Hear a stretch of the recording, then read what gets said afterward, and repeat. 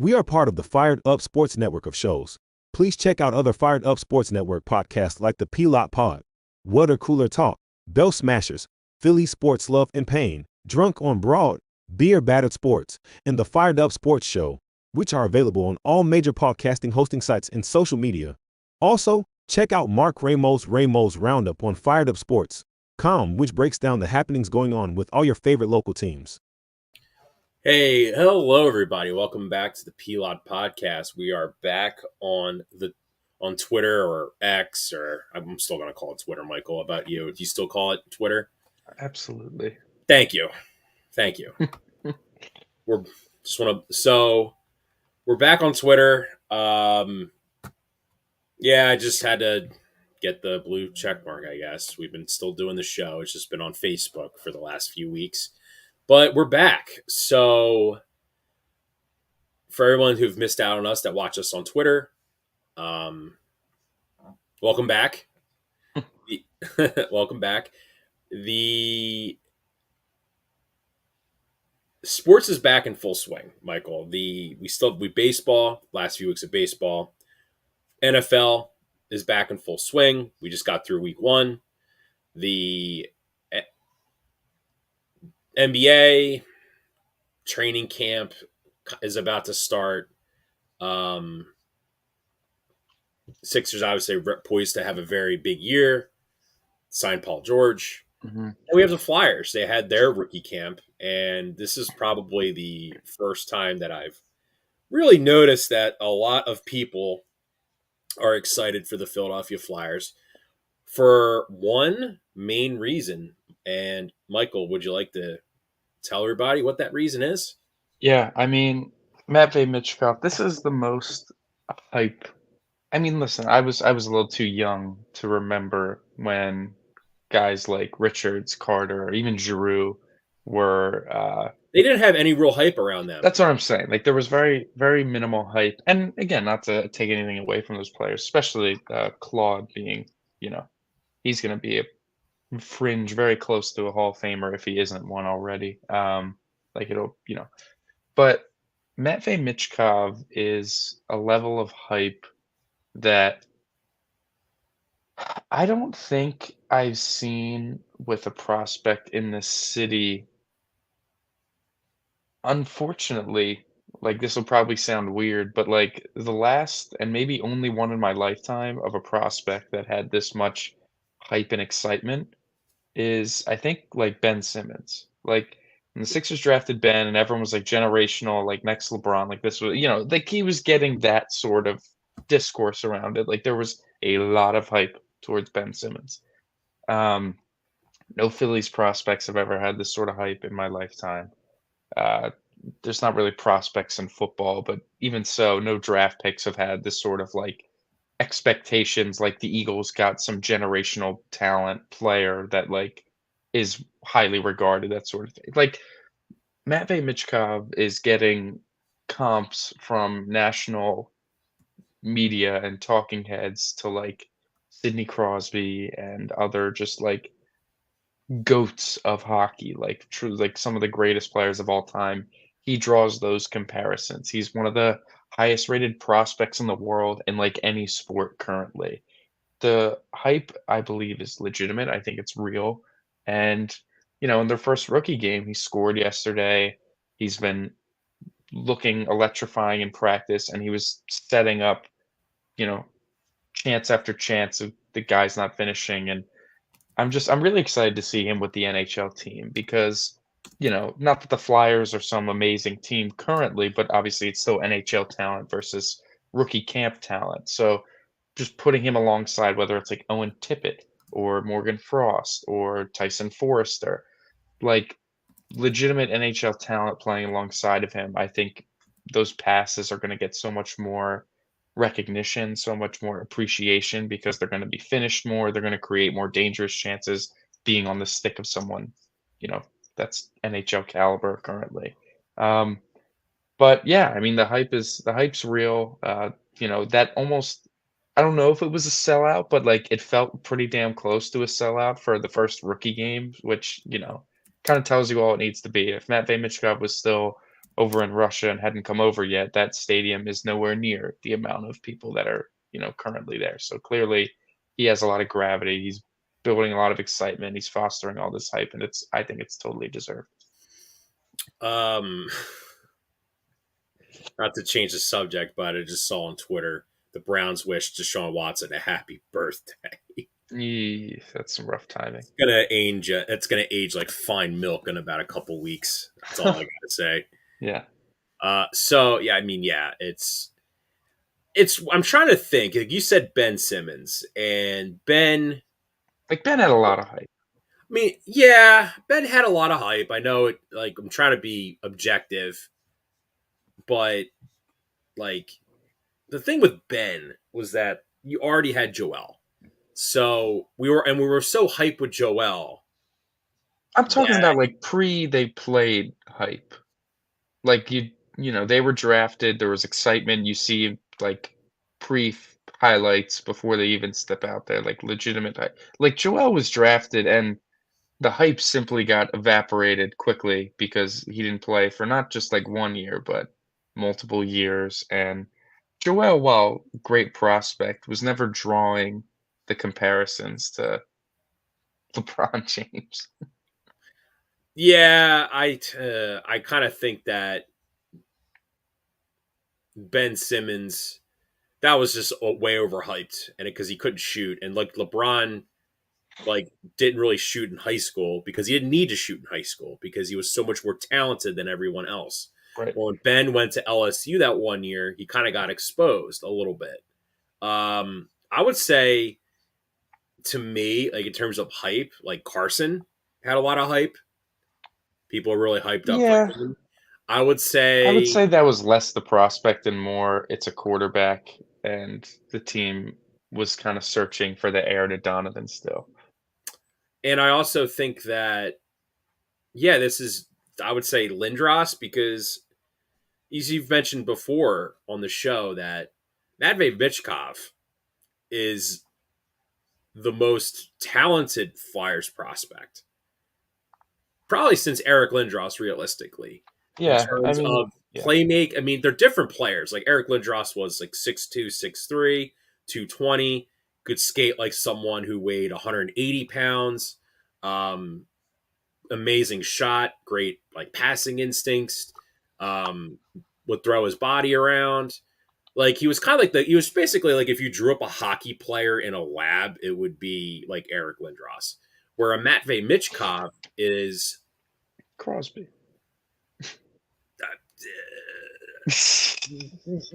yeah, like I was gonna say like I don't know, like Because he put on weight since he's gotten here, like muscle weight. He's like 5'10", 190 listed at, isn't which that's Crosby like kind of tall? I think Crosby's like 6 foot maybe. I don't Maybe he think just looks bigger because that's how he's presented on television. I You know mean, what I yeah, he's mean? also just like it's the player where the skill is off the charts and the IQ is off the charts. It's not just like ridiculous talent, but it's being super creative, and it's one of those things where, you know, You're Michael. We're both wrong. He's 5'11". okay, there you go. Even better. Um, but you look at a guy like Mitch Cobb, and even yesterday, he tried a little creative play. He was using his great strength behind the net. Um, he's got great strength on the puck, but just great strength to kind of keep himself between the puck and the defender, working it, working it, working it, gets it behind the net, and he tried to not the Michigan, but he tried to flip it up over the net to help create a goal, whether it's off the goalie's back or, a flyer bats it in or it just lands in the slot and causes chaos. Like he was just trying things. And it's one of those it's one of those traits that I think that the most skilled players in sports try to do simply because like they can.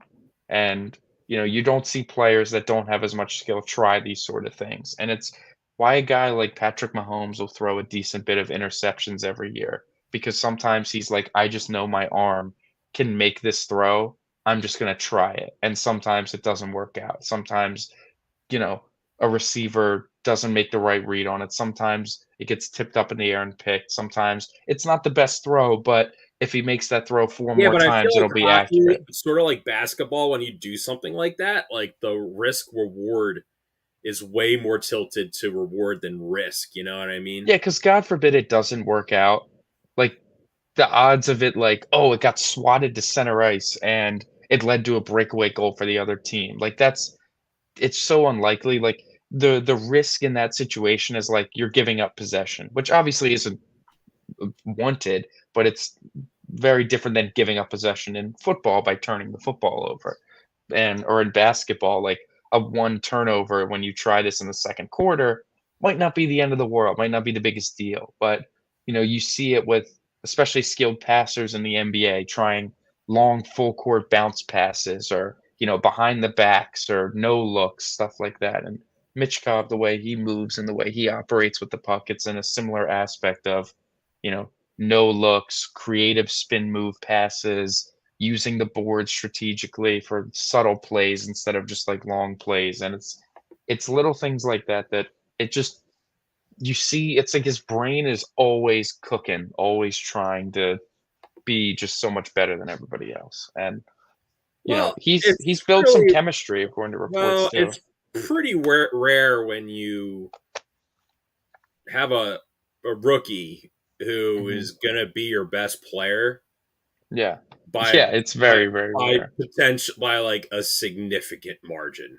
You know, um, Yeah. no Yeah. offense to Travis Konechny or my guy TK. I'm sorry, uh, Tyson. Tyson Forster. Excuse me. Owen Tippett.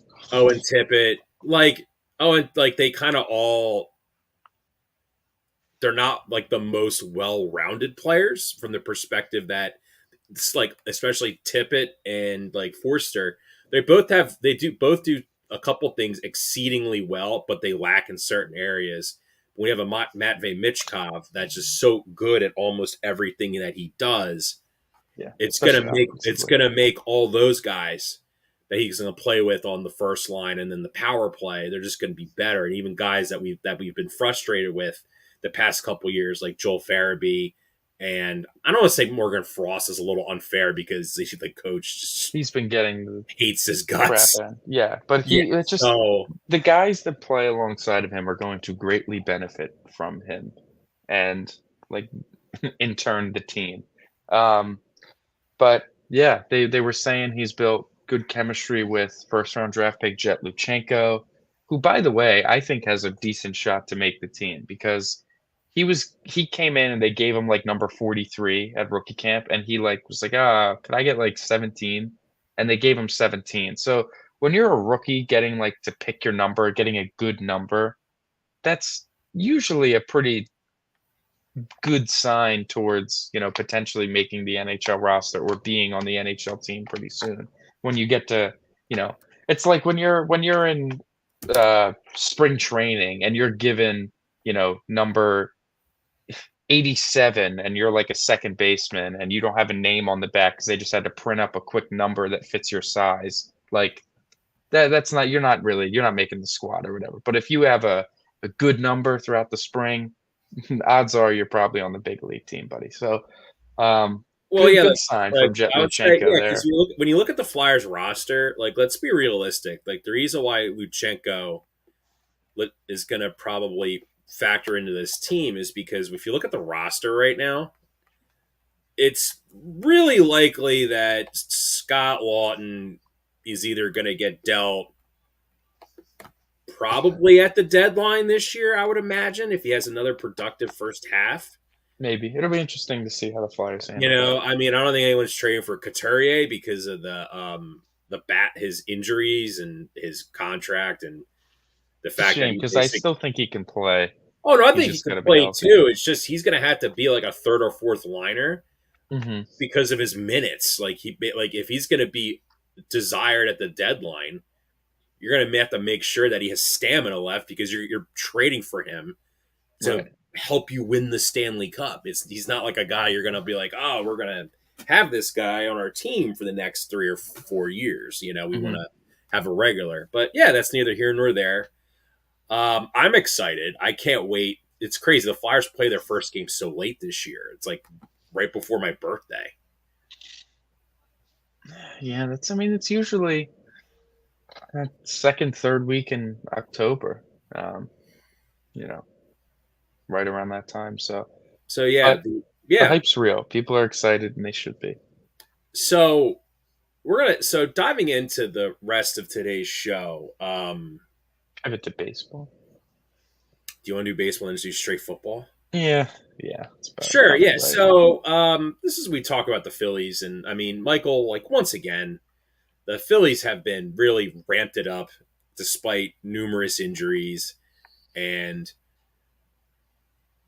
I would say getting over certain inconsistencies that they felt they've been dealing with. I know they split with the Marlins. That wasn't the most ideal situation. No, it was not, No, but they swept the Rays, which was and nice. I mean, the Phillies' biggest issue right now, besides injuries, is not having a competent fifth starter. The one of the players they got back in the Gregory Soto deal from the Orioles, Seth Johnson, was a guy that we both talked very highly of and very excited for. Unfortunately, got completely shelled. Yeah, I mean, he like previously before that, like he's not that he had an innings limit, but he hit his innings max that he ever hit in his career, like before that start.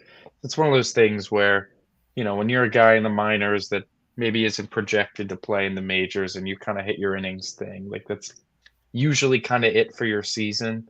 And he was given a shot in a spot, and obviously it didn't go well. Well, Cole, I'm not trying to be a homer or make excuses, but when you look at the Phillies and how Caleb Cotham manages his pitching staff, like the only guy that was not like a pitcher, like either a rookie or a guy that's not pitched a whole lot in the big leagues, that hit the ground running almost right off the bat, despite, that I don't know what I'm trying to say. Sorry.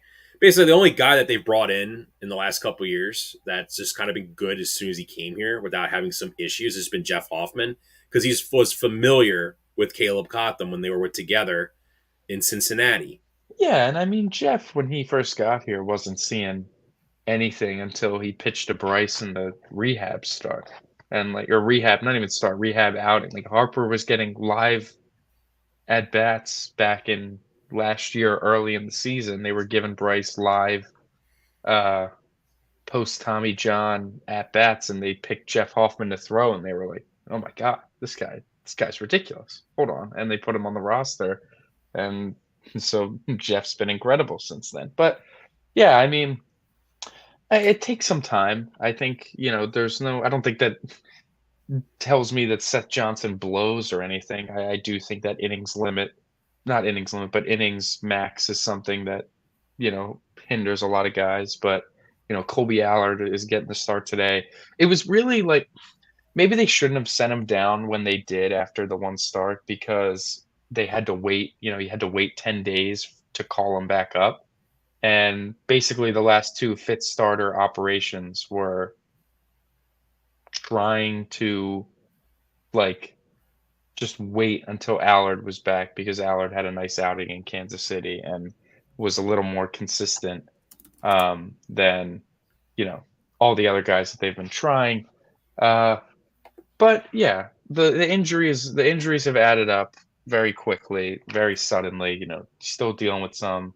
Austin Hayes has some kidney infection or something, where apparently Orioles fans say this is like normal for him, that he's always sick, like he's always been sick throughout his career, and like that just kind of blows.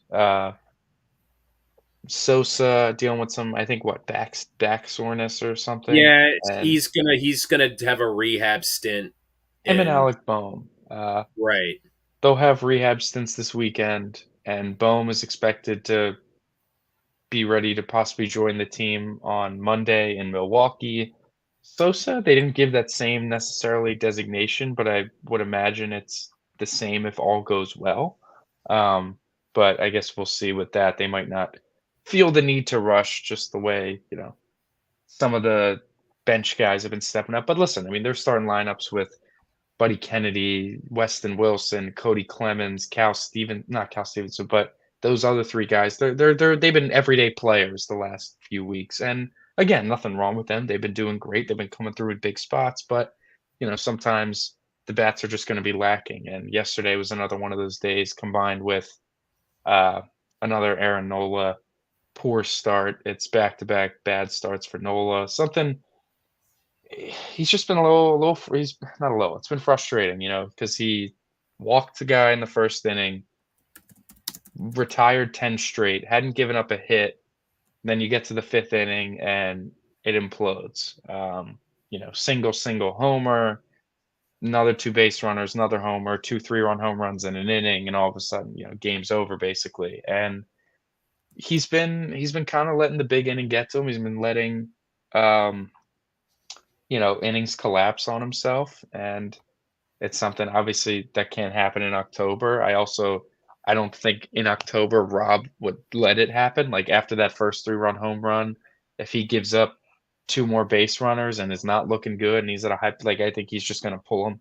Don't give him the opportunity to keep blowing it more. But regardless, Nola has had pretty good postseason success, and didn't really start turning it around last year until his last 2 starts of the regular season. That was like, okay, maybe this is the Nola we'll get in the playoffs, and it was for the first few starts. So hopefully Aaron kind of follows suit and you know gets things flipped around before the playoffs start. Well, Michael, we mentioned Aaron Nola, and I have good news and I have bad news. Would you like to hear the bad news first or the good news first? I'll take the bad news. The bad news is that September/October regular season is far and away Aaron Nola's worst month of the year to pitch. In his career, he is Yeah, I mean, I have no. 11-19 Yeah, with a 4.55 earned run average. Um, he has, believe it or not, he has the most strikeouts in this month. As weird as that sounds, because his yeah. ERA is so bad. Uh, his highest WHIP is also the month of September and October. Now, he's a very polarizing player. It's really weird, Michael. I mean, you tell me. Like, do you feel like he gets a lot more crap than he deserves? Like, I think in the I kind of grand think so. scheme, yeah, in the grand scheme, yes, because I do think there's like a large faction of Phillies fans that just don't appreciate what he's been able to do, or they diminish the positives with him. Like, there's an insane amount of value for the innings that he's thrown. There's an insane amount of value for the fact that across the amount of innings that he's thrown, he's mostly a very good pitcher. Like, I think that gets overblown a lot, or, gets thrown to the side. And, not to do this or whatever, but I think a good part of it is because of, like, what Zach Wheeler has done since he's gotten here. He gets naturally, you always hear, oh, it's like you have 2 aces on the staff, 1A, 1B. And, like, I don't disagree with that sentiment a ton. But I think the people that don't like Nola go out and see what Wheeler does, who's a little more consistent, and then they go see Nola, and it's just like, yeah, these 2 aren't even in the same conversation. Nola stinks, and it's that sort of thing. Well, But when at the Zach same has like a time, bad yeah, start, it's like, oh, it just happens sometimes, But I feel like when right. it's When Aaron and Nola, yeah, and granted, maybe Nola, not maybe Nola definitely deserves a little bit more criticism for that regard because he's a little more prone to the bad start. But I do think usually he gets a little too much crap overall.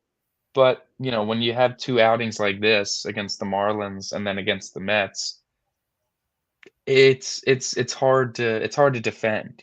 Like, it's just hard to sit here and act like everything's fine when those are 2 egregiously terrible starts in a row against 2 division opponents in the stretch month. And that's frustrating. That's very, very frustrating. But, you see what he did against the Braves, on Sunday Night Baseball, and, like, he was fantastic. He was dominant, and, like, it's just kind of what the experience has been, um, especially as of late, especially in the pitch clock era, which is his worst nightmare, clearly.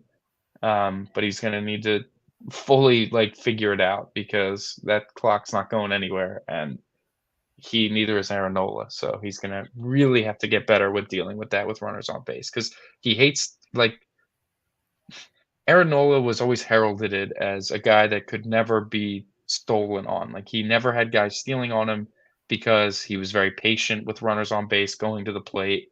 He would throw over when he felt like he had to. He was just great at holding runners, but with the clock and the disengagement limits, he feels he just needs to get quicker to the plate, so now he slide steps, and Aaron Nola using the slide step is clearly just not as comfortable as if he's normal out of the stretch, and I think that is a reason as to why he's prone to these big innings because runners get on base, and then he has to change his stuff, and then he leaves pitches out over the plate. That's not an excuse. I mean, the pitch clock's been here for 2 years now. You gotta adjust. You're a professional. You make a lot of money. You gotta be better at this. But I think this is the most critical you've been of the that's what I'm Phillies. saying. It's just I've yeah, yeah, heard you in like in a forever. while. And it's a shame because, I mean, I defend Aaron Nola to the wolves, but sometimes I think he just needs to be better sometimes. And, like, a start like yesterday where things were going so well and it felt like the offense was hitting everything on the screws, but everything was just getting caught. Like, felt like what, MLB The Show 18 or 19, where everything was a line out. Everything was like good, perfect, perfect, squared, and Oh, everything that was a was this freaking year's line out. game. That's why a lot of people It's been stopped every calling. year's game, honestly. So everything's getting lined out. That's what it felt like. It felt like they were eventually going to break through. You just kind of had to hold on. And maybe the first 3-run home run, yeah, it would have sucked, but you're only down three. When you give up the second one, it's like, Jesus Christ. Now it's really done. Um, but you just gotta be able to hold through a little bit better in those sort of spots. And he just couldn't. And that's a shame. But we'll see his next start. I think his next start, I think, scheduled. It's going to be in Milwaukee, so another big spot for him. So he's going to have to be better. Well, I think the Phillies may have caught a break this series because Lindor is Hey, did you injured. see the play? I was at the game yesterday. Did you see the play? I did not. So he had a double that netted the seventh Mets run. Rojas actually made an excellent play on it. Like, it was like a ball to the gap. It wasn't ever splitting the gap, but Rojas did a nice job cutting it off and then put a really, really strong throw at second base. And Lindor was kind of coasting into second, thinking he would kind of make it there standing. And he did, but he had to, like, quickly jerk to the bag because it was a much more competitive throw than he had anticipated. Like, Stock caught, applied the tag, or Turner, whoever, I think it was Trey, applied the tag. He, like, had to quickly throw his foot in there. He kind of came off the bag, started to go to third because he fell off the base. It looked like it was just a very awkward interaction because Lindor didn't feel like sliding into second. And I watched him, like, limp, like he was bent over. I watched him kind of gimpily walk towards the foul line, was given his glove, and gingerly walked back out to shortstop. And I think he was pulled by his next at bat. So it'll be interesting to see if he plays, how severe it is. It didn't like look severe or anything, but if it's painful, it's definitely not good for the Mets. Well, yeah, this is actually also like I feel like this is the first season where Lindor's really been like elite.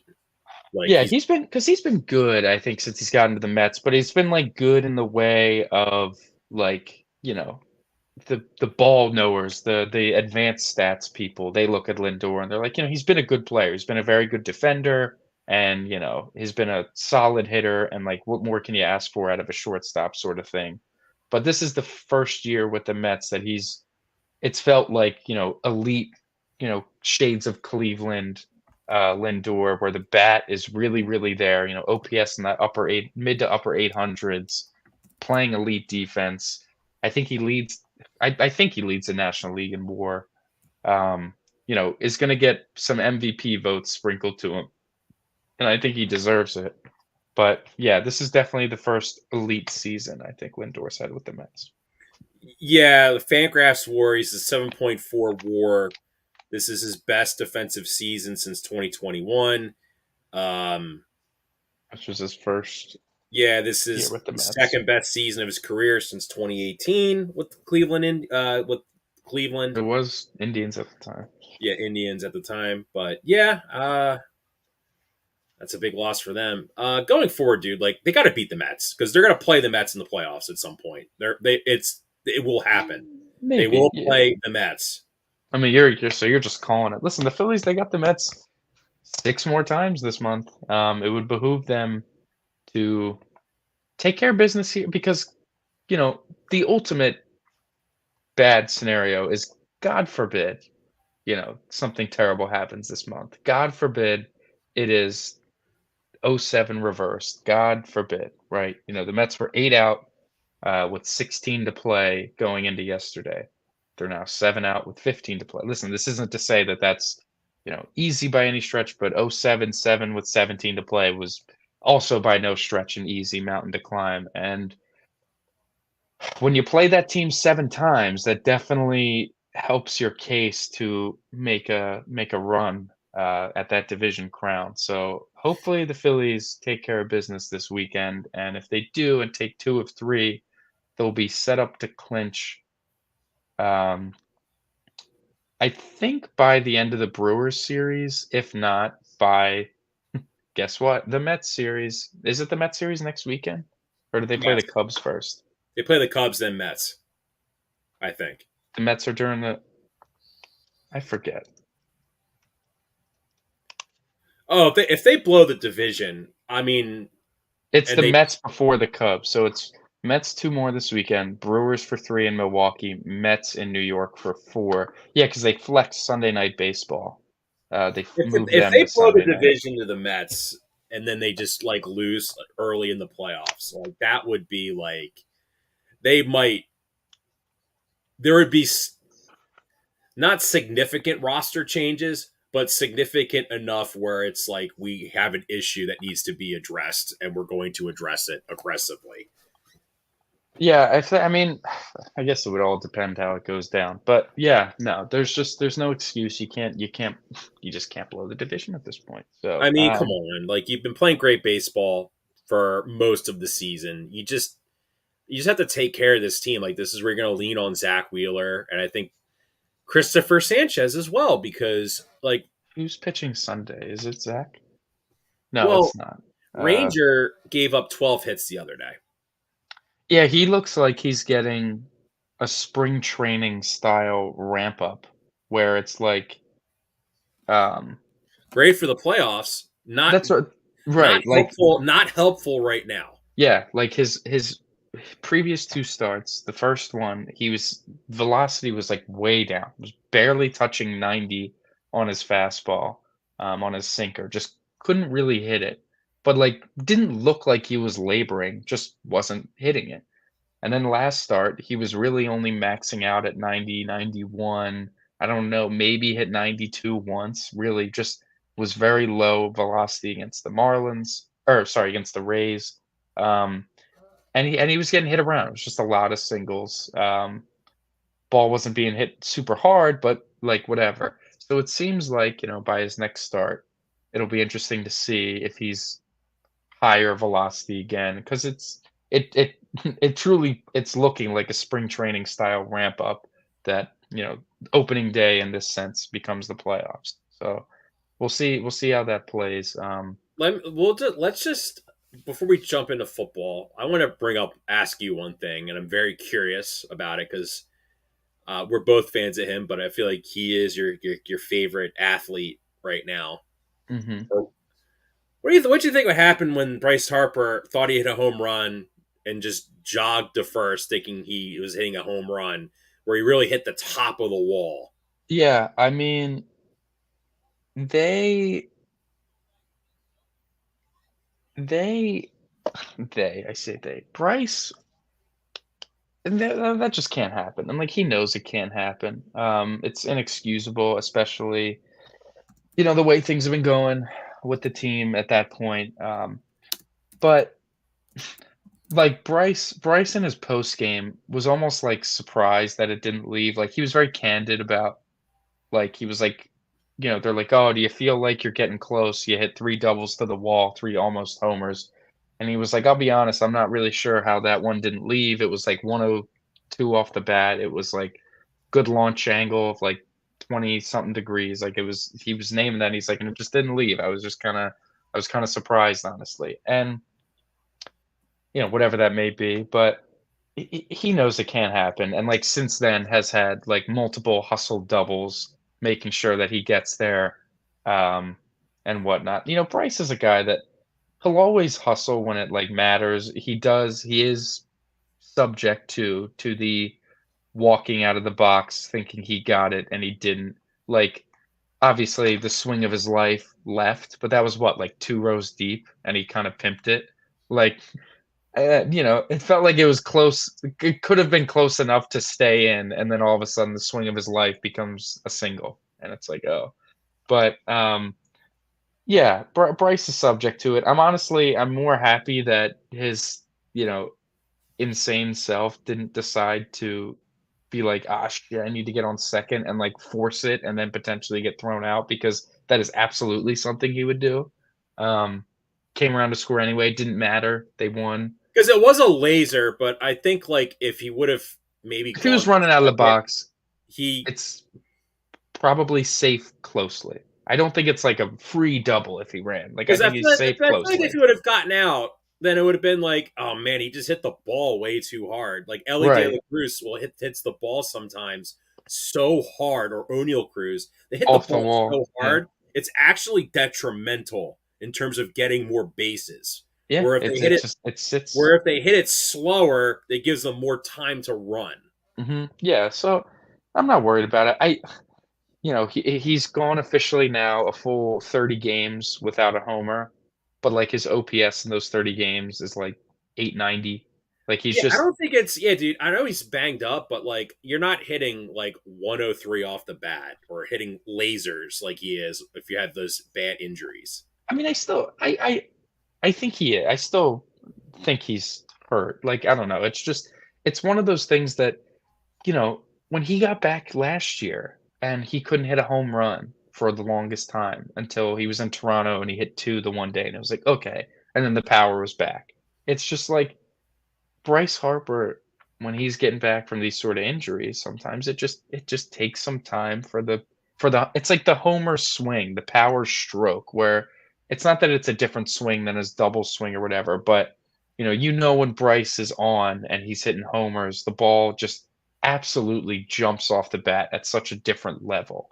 And you just haven't seen the ball jumping off the bat at that level. Not that he's not hitting it hard, not that he's hitting it softly or anything, but it's not been like we know what it looks like. We know when Bryce is hot and it's the homers are flying. We know what that looks like, and it's just not what we're seeing right now. But he's doing a very good job still being a great hitter besides it. Like, he when he was slumping and things were going terrible, it was not fun, but it started with his approach getting better. He was walking a bit more, and then all of a sudden he started hitting a bit more, staying within himself, hitting a lot more doubles, and we're gonna have when Bohm gets healthy, the Phillies will have the first pair of teammates to have two uh, first Phillies teammates to have two 40 double seasons since '07.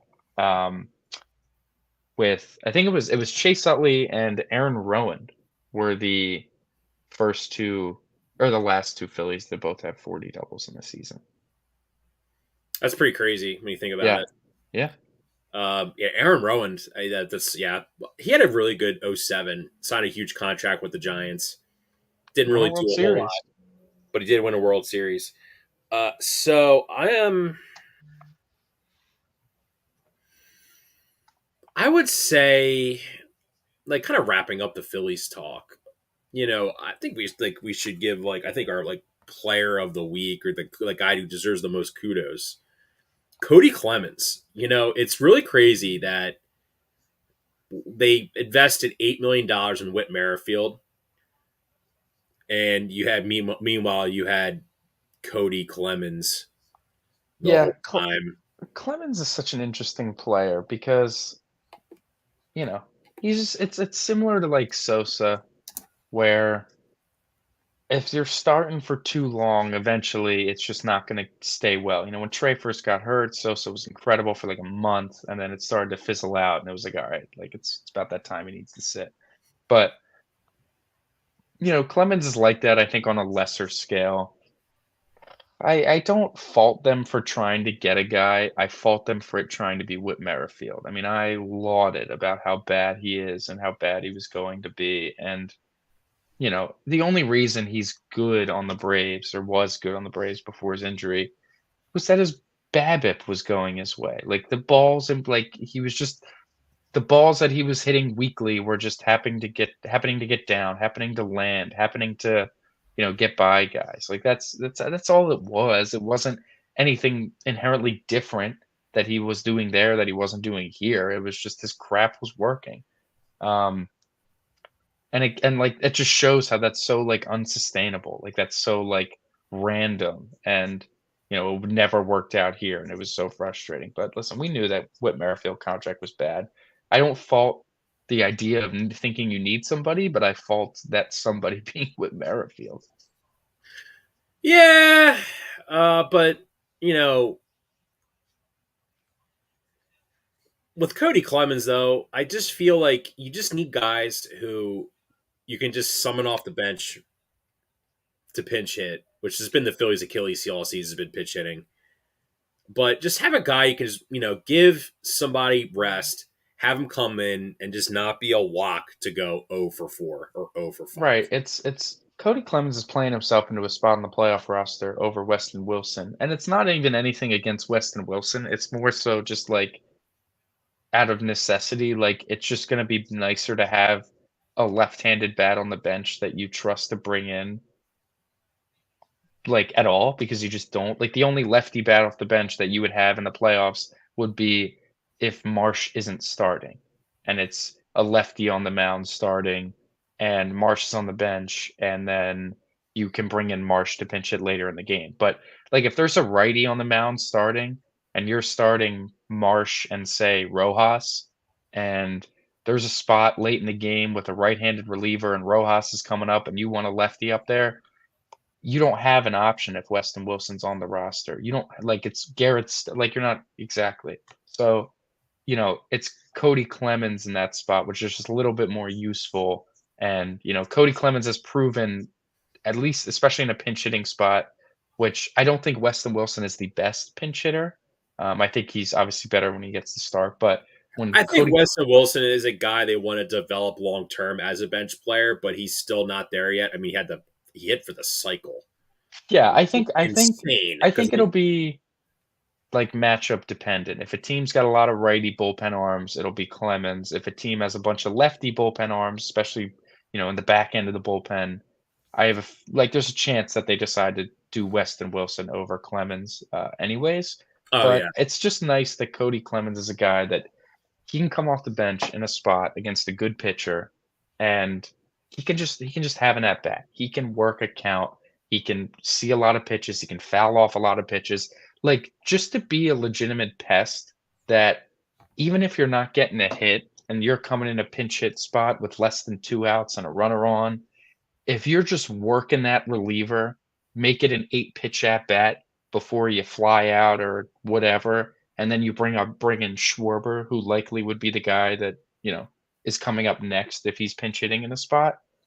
I think it just plays well. Like I think that works. I think it you know whether it tires the guy out, whether it frustrates the pitcher frustrates the other team in any sort of way. I just think Cody Clemens is going to be an annoying out in important spots in the playoffs, and I think that's huge. And again, it's not like either of these guys are going to be starting in a playoff game, but no, it's but one at bat here or like there. Michael, every year in the World Series, there's always a pinch hit situation that turns the tide of the game. Last Hmm. year was former Philly Travis Jankowski, who committed probably one of the most egregious base running errors I've ever seen by a Philly That we were at. that we were at against the Nationals. Oh, that was Yes. fun. Yeah, that was great. Those are great seats just for that disaster. I was yeah. Anyway, but that's or even with the Phillies in like 2008, Michael. Like in Game 5 when they did the restart, they pinch hit and Jeff put in Jenkins. Jeff Jenkins, and everyone's like, "Why the hell is Jeff Jenkins out there?" Because he was cooked at that point, and he Mm-hmm. roped a double, and like it's just there you go. Like you just said, like Cody Clemens He's could be. capable. He's absolutely capable, and that's all I can ask. Like, you look at Jake Cave, and it's like Jake Cave unfortunately wasn't capable. Like, he just wasn't. He was on the roster basically the entire season in that role, fourth outfielder, bench bat, and there was never a stretch of baseball where it was like, Jake Cave's been hitting pretty well. Like, it just never really occurred. Oh He'd have yeah, some it's like flash in the pan every now and again, but for you to like rely on that flash to hit in a big spot, game 7 with 2 outs in the ninth inning, it was just never going to happen. And not to say, oh, if that was Cody Clemens would have laced the double down the line and brought up whatever. Like, it's not to say that, but it's just I've seen Cody Clemens enough to know that I'm getting a good at bat almost every time. Like, obviously this could all never happen, but like, I see Cody Clemens in a game.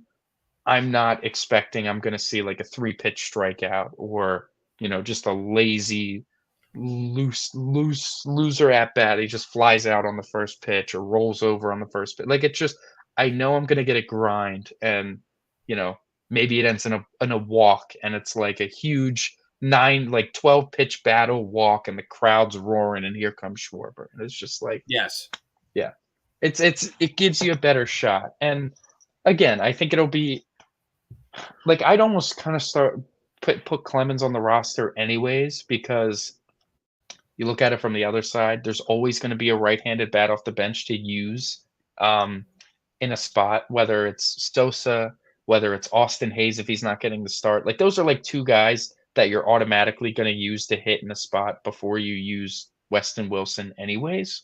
So, are you really going to be pinch hitting 3 times to get Weston Wilson up? Like, no. And if you're pinch hitting twice, like, you have enough guys anyway. So I think that Clemens just might be the better option anyways, but we'll see what they end up deciding to do.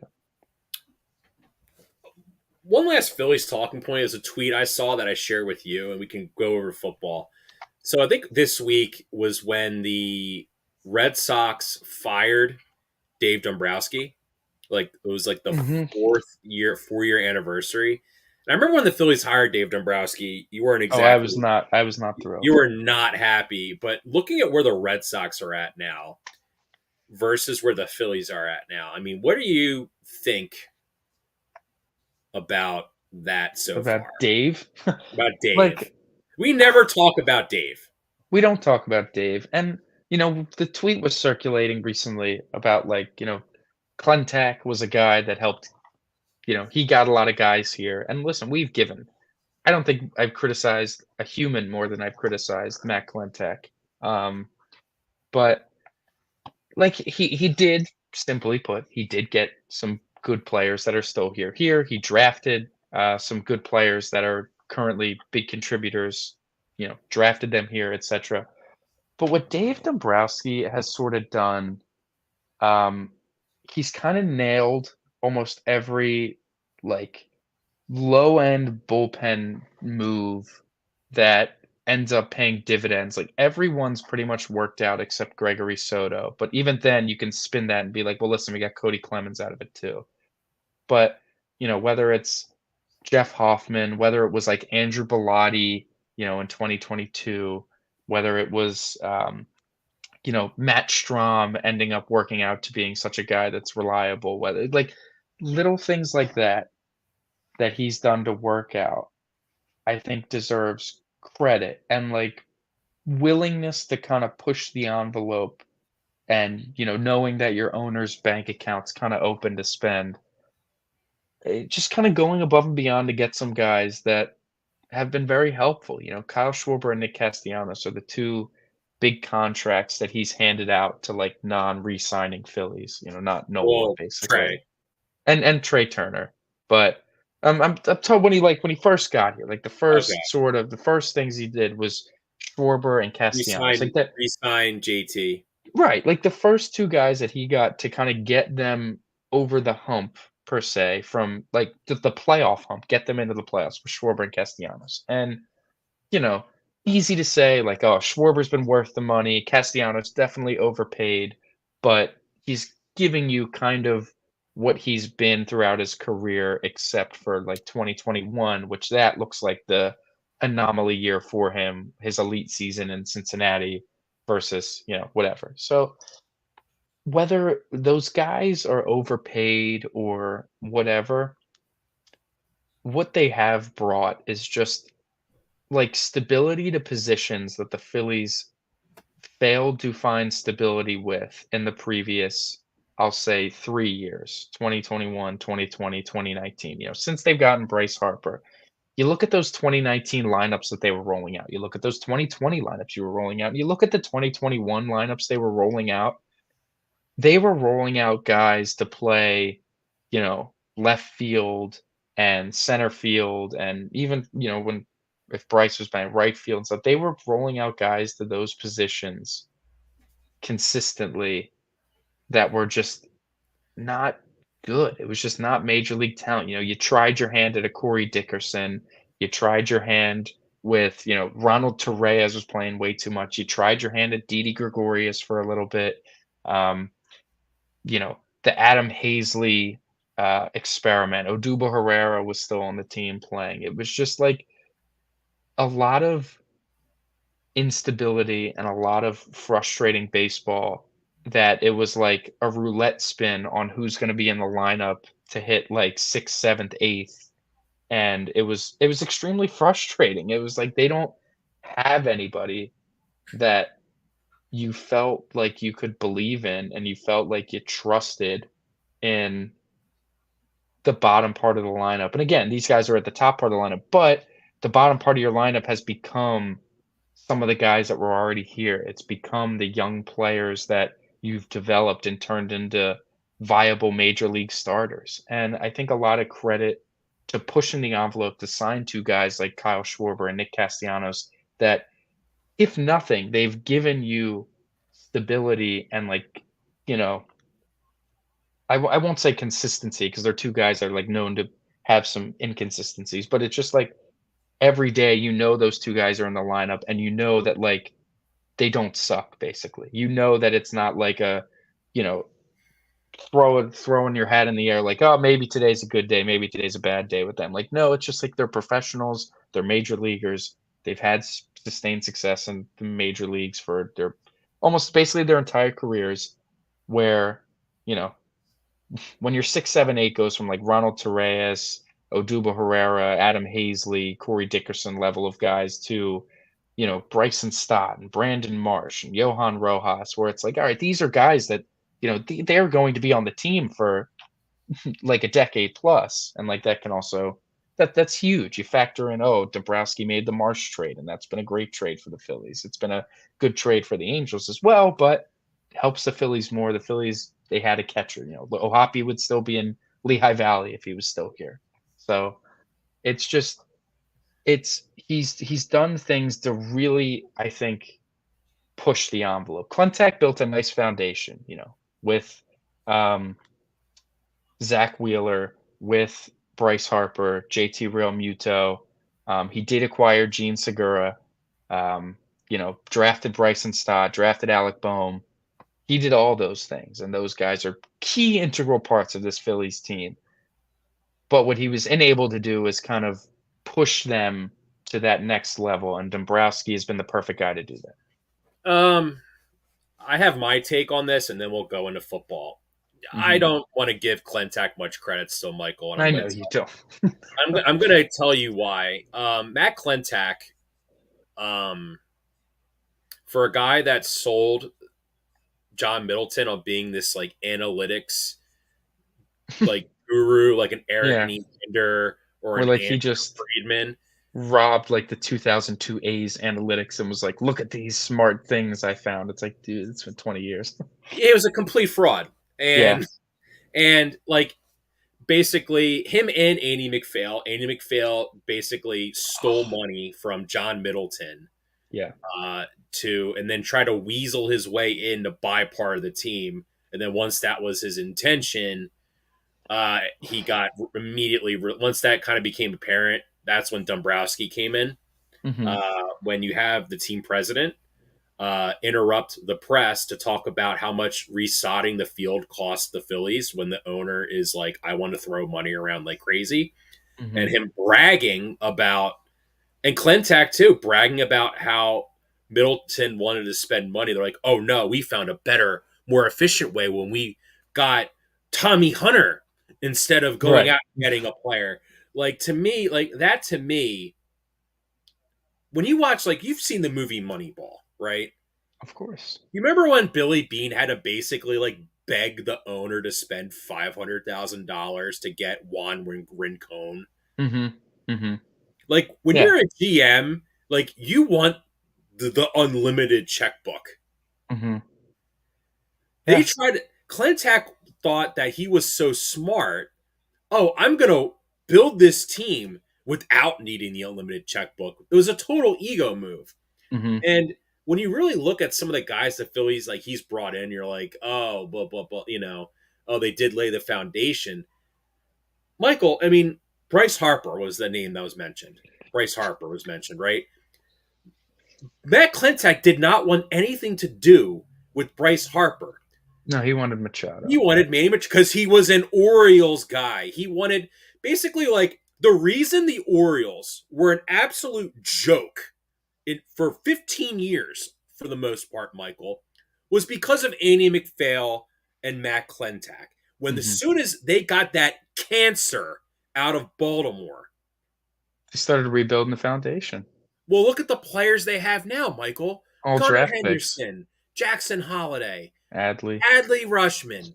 You know, Yeah, like no, f them. No, absolutely not. We're giving Matt Clentac any credit. Like he Ed Wade, drafted Stott and like Bohm. I think that's well, credit. no, Ed Wade deserved credit because they at least scouted Chase Utley, Jimmy Rollins, Ryan. I just named two potential Hall of Famers and a beloved Phillies player, Cole Hamels. You Yeah, know, listen, I totally agree with you. like I no think offense it's to Bryson Stott and Alec Boehm, but like Bryson Stott couldn't hold Chase Utley's jockstrap. I'm sorry. no. Listen, no. You Chase know, Utley's a Hall of Famer. I think what this is that Dave Dombrowski basically is running this like an actual big league team with a big league checkbook, how Mhm. it's supposed to be run, and they're maxing out on the guys they have on the roster. I think. I'm not saying these guys are bad, but like what you're seeing from Brandon Marsh right now, Michael, like the last couple years, like he was awful in LA. With the He was Angels, yeah. terrible. He was terrible. Mhm. Like, do you like? I feel like, and like the bullpen too.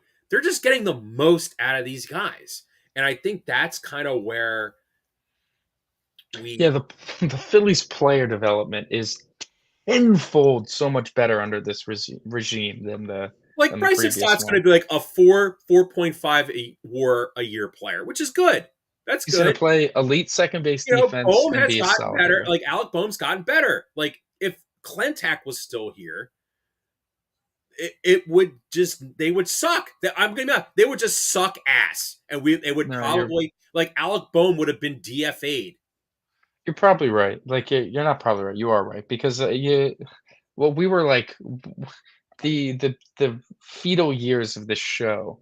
Our biggest like we were crying about it basically is that the Phillies player development is hot garbage. They never have a young guy come up and be good that like wasn't named Aaron Nola or Reese Hoskins. It was like any homegrown talent that the Phillies have is just garbage. They just suck. Scott Kingery, Adam Hazley, you know, the Nick Williams, Aaron Altairs of the world. Like these guys just blow. Like it was just not major league talent that they were consistently employing, and they couldn't develop anything to save their lives, and that absolutely deserves a lot of credit to Dombrowski for whether it's making the right hires of Kevin He Long made or just Christian Pache look like semi-competent for like right, a and couple as months. long as you could, and it's just like the guys that they have in the minor league system that are coaching and developing these guys are significantly better than what they used to be, and that's certainly a huge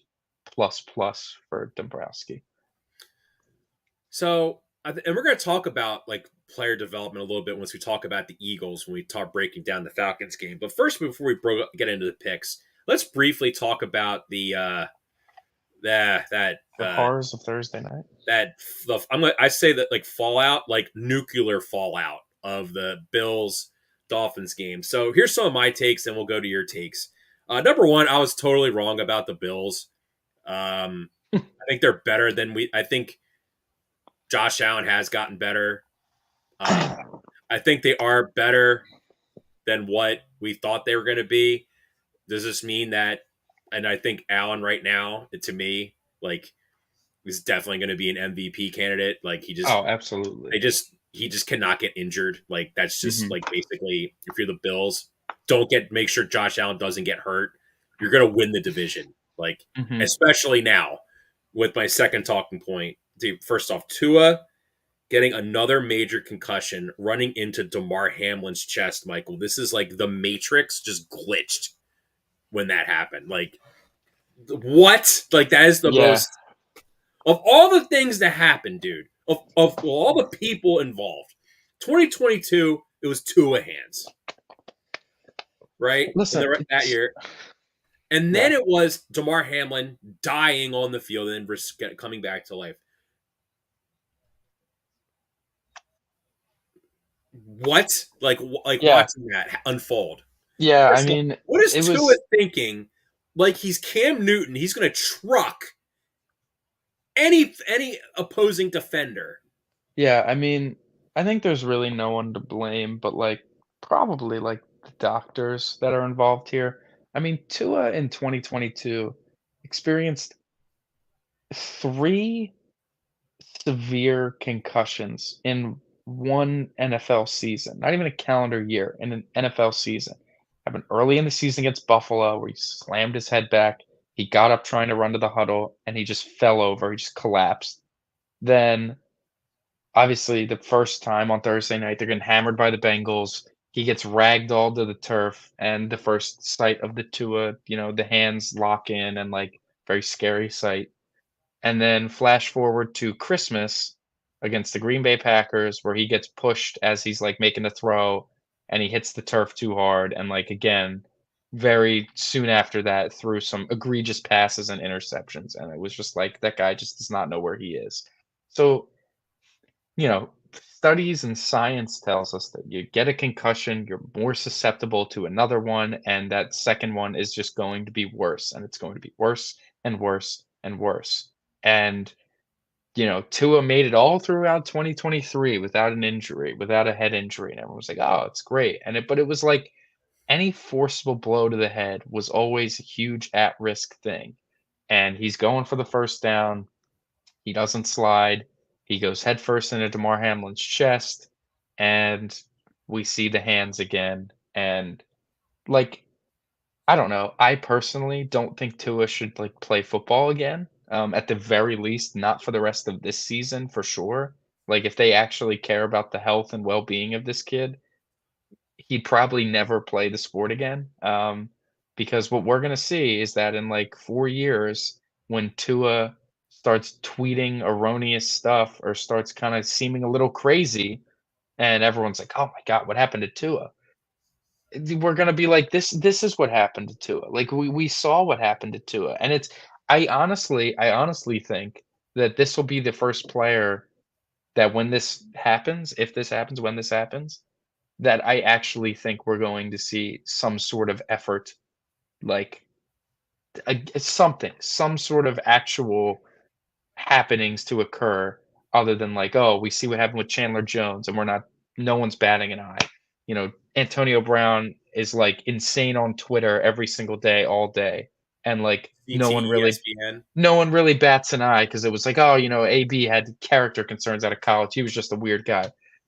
Tua has none of that. Tua is like, very wholesome, very holistic, very like very much like, a model person in Oh, terms like of if you took Tua and then like character. compared him to like another guy with character issues at quarterback, and you had to pick between the two, the GM's going to pick Tua I mean, because the they know he's character not going issues to are do stupid non-existent. stuff. Yeah, Tua's a great person, great character. So if in a few years he starts going crazy and starts saying a lot of crazy stuff, I think then you might actually get some sort of headway because of how, Antonio Brown like had some issues beforehand, coming out of college and was like a hothead sort of thing where like people are like, oh, like that's just him. Where like Tua, it would be a totally change of character in the eyes of the majority. So, anyways, giving all that up, Tua did not play a good game before that, obviously. He was just not playing well. It was another big game that he was coming up small in. Bad turnovers. You see the lack of arm strength when he's trying to throw it away and he can't get it to the sideline to pick six. Robbie Chosen slips, but it feels like even if he didn't slip, that ball was still going to be over his head. The one wasn't his fault. He hit his receiver in the chest, but Bro, you have Devon Achan, you have Tyreek Hill, you have Jalen Waddle. Like, why are they trying to get like? hey, listen, they say they need a third receiver. They need a more competent third receiver. I know, like, you have Hill and Waddle. How much more help do you need? But it's like running out whatever they're running out is probably worse than running out Quez Watkins. And like just lamented how bad Quez Watkins was. But the Dolphins' offense looked poor in a big spot once again. But then, to talk about the Bills, like you said we might have been wrong about the Bills, and honestly, we might have been. Um, this is Joe Brady's first year as the full-time offensive coordinator in Buffalo, and the first year since Josh Allen's like rookie year or first 2 years, where he hasn't had like an alpha number one receiver in Stephon Diggs. And you're just seeing the offense go through Josh in a way that, you know, there's no pressure to get the ball around one guy. Even Dalton Kincaid, who's like easily their best receiving weapon, he got a good amount of attention on the first drive. Like they made it a point to be like, all right, let's get the ball in his hands. Good things happen.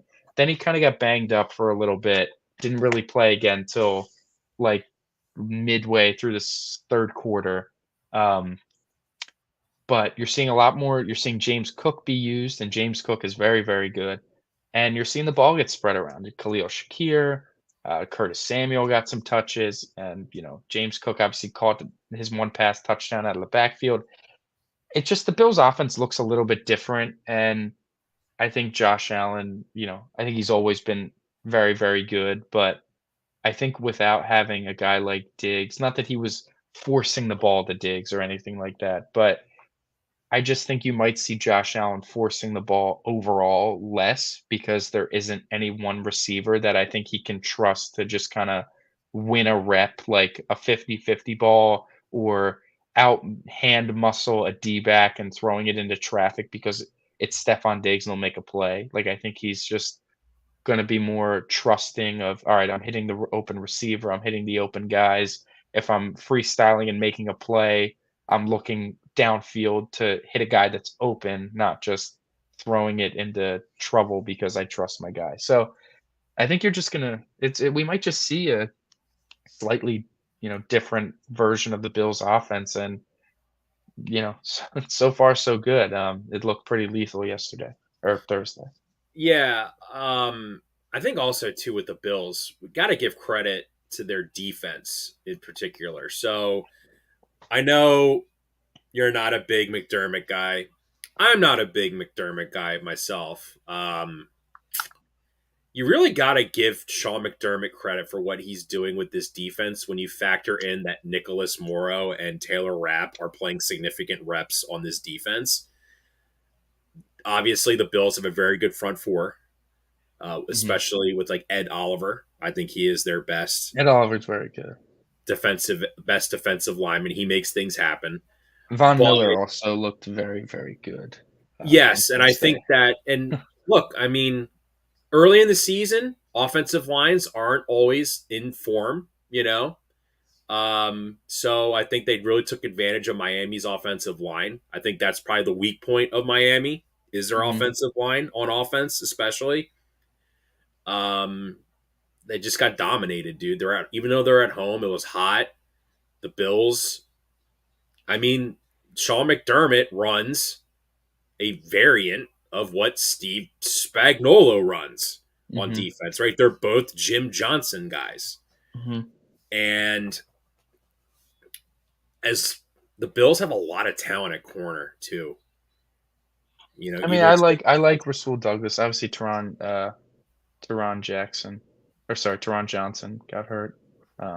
But yeah, I think the Bills, if they stay healthy and they just maybe add a linebacker at the trade deadline or another defensive back, they could make a run. You know, as long as they don't run into Kansas City. yeah, like this is the year I think where like even the talking heads that like to blame Josh Allen all the time for every like Bills failure. I think this would even be a year that they can't admit that like I think it's going to be a playoff game where he's going to play really well and they won't be able to just like blame it on Allen. Like it'll be closer to the insane Chiefs defense collapse against the Chiefs or Bills defense collapse with 13 seconds. It'll be closer to like that than them getting it handed to him or something like that.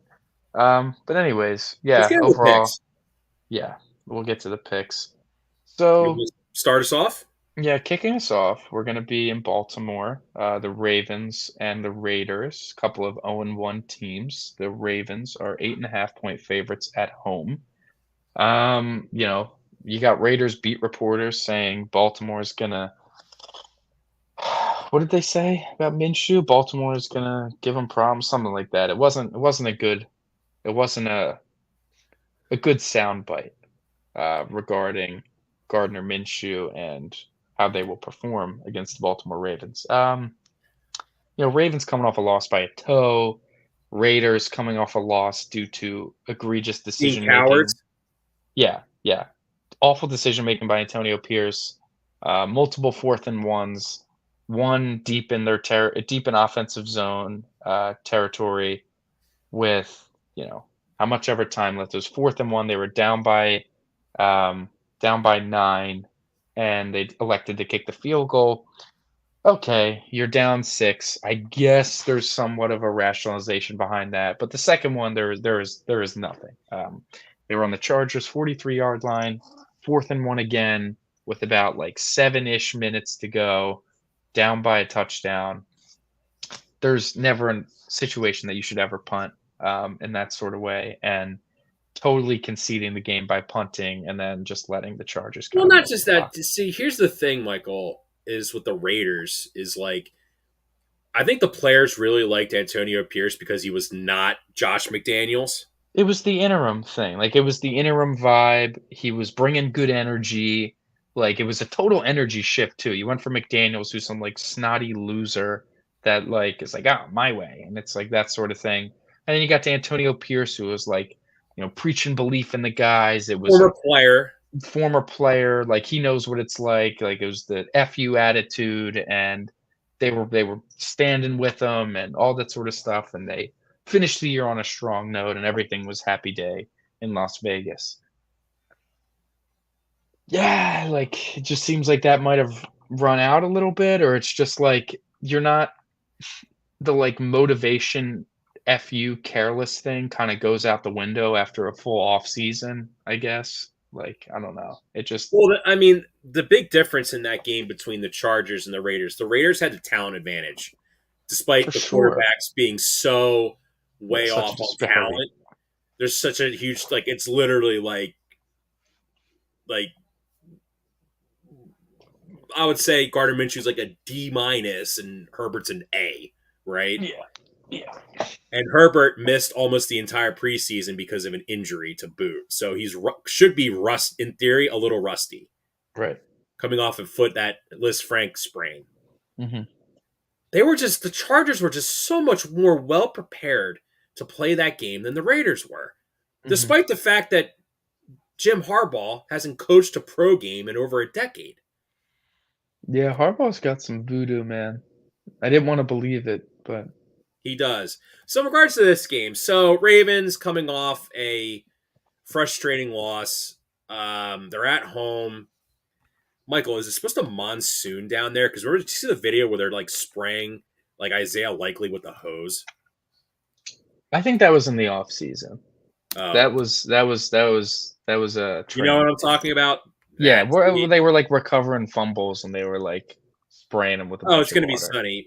Yeah, Yeah, I yeah, think the no, that Ravens was are going to. Yeah, I think the Ravens are going to completely smack the Raiders around tomorrow and cover that Mhm. 8.5. Yeah, I But I agree. also think I like the under in that too. It's going to be like 28-3.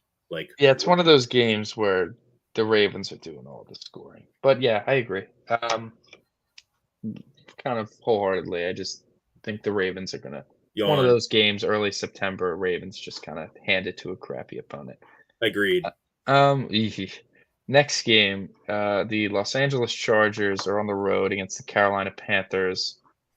Chargers are 5.5 point favorites.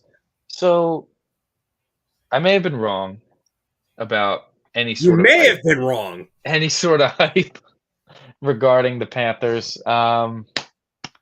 Listen, I guess I put a little too much stock into Dave Canales getting to Bryce Young. So I mean, what much if so Bryce that Young I is just the biggest bust in NFL history? Like, how are right, you going like to fix that? so much so that I also like kind of ignored how utter hot garbage this roster is. Like it's truly despicable how bad it is. Combo that with, like you said, Bryce Young potentially being the biggest bust in NFL history. Combine that now with their best player by like 5 miles, Derek Brown being out for the season. Huge loss for them on their interior defensive line. That got Are we bullied going to by the see 0 Saints. 17? We might see 0-17. I don't think there's going to be a game where they're favored. I don't think there's going to be like definitely We're going to not. win a game. Maybe they might win a game. I don't know. Like the way like I thought their best bet would have been to beat like a division game against New Orleans, but the way the Saints look and the way like their new offensive coordinator is running things, Clint Kubiak, future eesh, head coach. does not look like they're gonna have a chance there. I don't believe in them against Tampa. Like, do I believe in them against Atlanta? Maybe if they catch them in a spot, but like, just to quickly like gander at the Panthers' schedule, like they play the Raiders next week. But if we're assuming that the Raiders are going to be 0-2, are they losing their home opener to the Panthers? Like, no, probably not. Then they play the Bengals, then they play the Bears, the Falcons, maybe that Commanders game, but that's in Washington. Maybe that Denver game, but that's in Denver. New Orleans, home against the Giants, but it's not really home, it's in London. So that's like that doesn't It would be very Giants-ish if they lost to the Panthers. I'll be honest, like the most winnable game I'm seeing is the London Giants game. Other than that, If it's Daniel Jones Chiefs. is still the quarterback, they're going to win that game. If it's Drew Lock, they're going to lose. Yeah, so not feeling too hot about any of the Panthers games throughout the season. I'm taking the Chargers minus 5.5. The Panthers seem brutal, and the Chargers, they do I not seem understand the brutal. trepidation on the Chargers, though, because you wanted them relegated last year.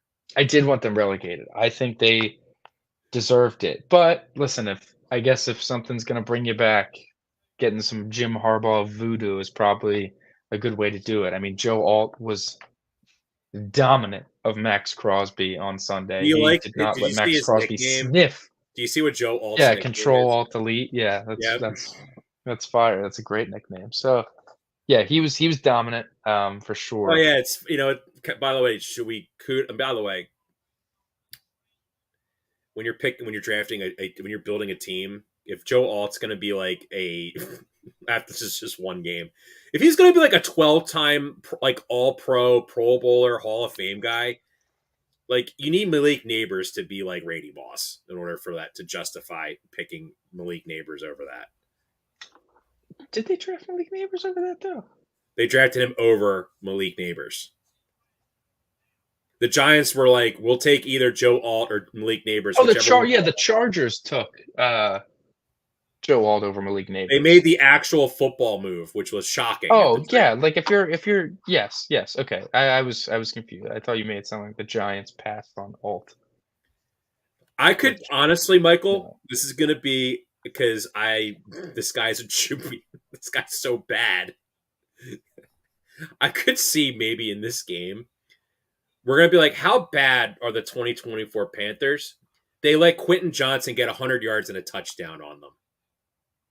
Yeesh. Yeah, like what I do believe in though, watching how the Saints ran all over him, and knowing what Jim Harbaugh tries to do and his identity, I'd expect the Chargers to run all over the Panthers. So And by the way, J.K. Dobbins, dude, I feel like look he is nice. That was nice. That was he's fun. a very popular guy to pick to get a anytime touchdown.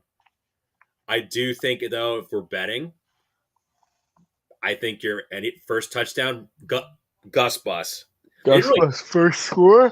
They didn't feature him. They feature him in the beginning, and then it's like, hey, let's get J.K. Dobbins involved and see what happens. And he's like looking like what we thought he was going to be in Baltimore. Yeah. So you're taking the Chargers. I'm taking the Chargers as well. Oh, this is probably the game of the week coming up. It is the Fox game of the week. Brady in the booth. So the New Orleans Saints are going to Dallas to take on the Cowboys.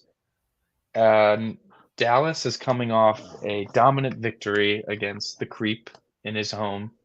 Yeah, that's not saying much. No, it's not. They dominated, though. Which is like what they were supposed to do. Statistically, Michael, in terms of advanced, like I think EPA and like advanced stats, to show for minimum 45 attempts, it was the 6th worst game ever by a quarterback. Love to hear it. Yeah, the Cowboys, they took care of business. They took care of business in a way that They took care of business in a way that they did not need to really use CeeDee Lamb. 5 catches for 61 yards, rather pedestrian afternoon for one of the highest paid receivers in football, but they didn't need it as they were just killing them every other way. The New Orleans Saints, though, they looked very, very good. With Clint Kubiak, who is a McVay guy, correct? Clint Kubiak? Well, I think he's a Shanahan guy. He's a Shanahan guy. It's the same same thing. So the Saints offense against the Panthers, and granted, it's the Panthers, they might not win a game, but that offense looked very, very different than what we were used to. And I didn't realize that Carmichael, their previous offensive coordinator, was simply there as the offensive coordinator for like 14 years. I mean, oh yeah, he was terrible. Talk about insanity. I had no idea. So it's a totally new offense with Kubiak. Granted, you're still employing Derek Carr, but yeah, but if Derek Carr isn't like the Brock Purdy role, like let's be real, like that's solid right there. Like he's probably better than Brock Purdy is. Like Derek Carr's had success in this league, and we gave him a lot of crap just because honestly he's just frustrating to watch sometimes. But there's a lot more motion in that offense. There's a lot more creative run schemes, that wide zone run scheme. And if there's a sort of offensive style that the Cowboys have routinely struggled against over the last 3 years or so, it is the Shanahan, McVay, LaFleur type style offense. They, obviously that got them bounced at home in the playoffs last year by the Packers. It's gotten them bounced multiple times by the Niners in the playoffs. It's just been something that they haven't been able to totally shut down. Well, listen, I know that the Cowboys have a completely brand new defense with Mike Zimmer.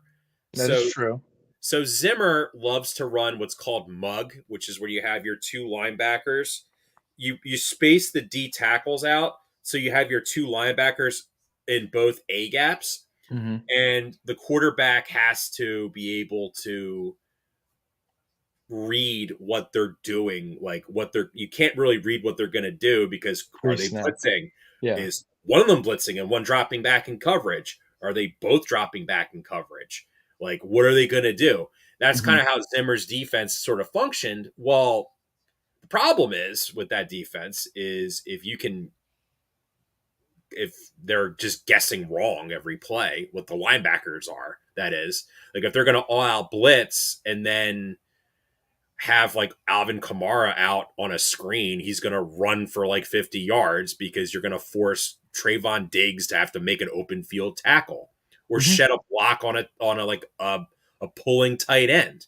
Like Right. that's the big thing. And like the reason why I think the Cowboys had so much success on defense last week is that Deshaun Watson is one of the biggest frauds in professional football history. Besides the fact that he is an awful human being who should be thrown under the jail. If you've read his 25th sexual assault allegation, Michael, did you read that? Did you read? That was disgusting. No, that was rape. Like that's what that is. They're trying that was disgusting. And apparently she has video evidence of this, which we've seen with Ray Rice. When there's video evidence of you, video evidence in the NFL is like a stone cold lock. That is a exemption right there, buddy. You're pretty much toast at that point. So hopefully that comes to light. And like Derek Carr, we joke about Derek Carr, like he is good at reading defenses. His issue is just like his arm talent. Like that is really his problem. Yeah. So all things considered, all of this taken into account, I think I'm believing in the Saints a little bit, and maybe that's wrong of me. I don't believe in the Saints. I'm never one to believe in New Orleans, but here's the thing with New Orleans. I feel moved. Well, can we talk about the Cowboy offense versus the Saints defense? So I feel like the Saints defense has had like the same players on it for like 5 years. Yeah, the Saints, they've had Demario Davis and Cameron Jordan. Yeah, Cameron Jordan and Lattimore. Like it's been pretty stable unit, and it's just been good. Like it's been a good defense for years now, and this iteration looks like it's going to be good again. And I really think that the thing for the Cowboys is they need to. You saw with the Browns, they tried to force feed it to CeeDee Lamb, and it kind of didn't work.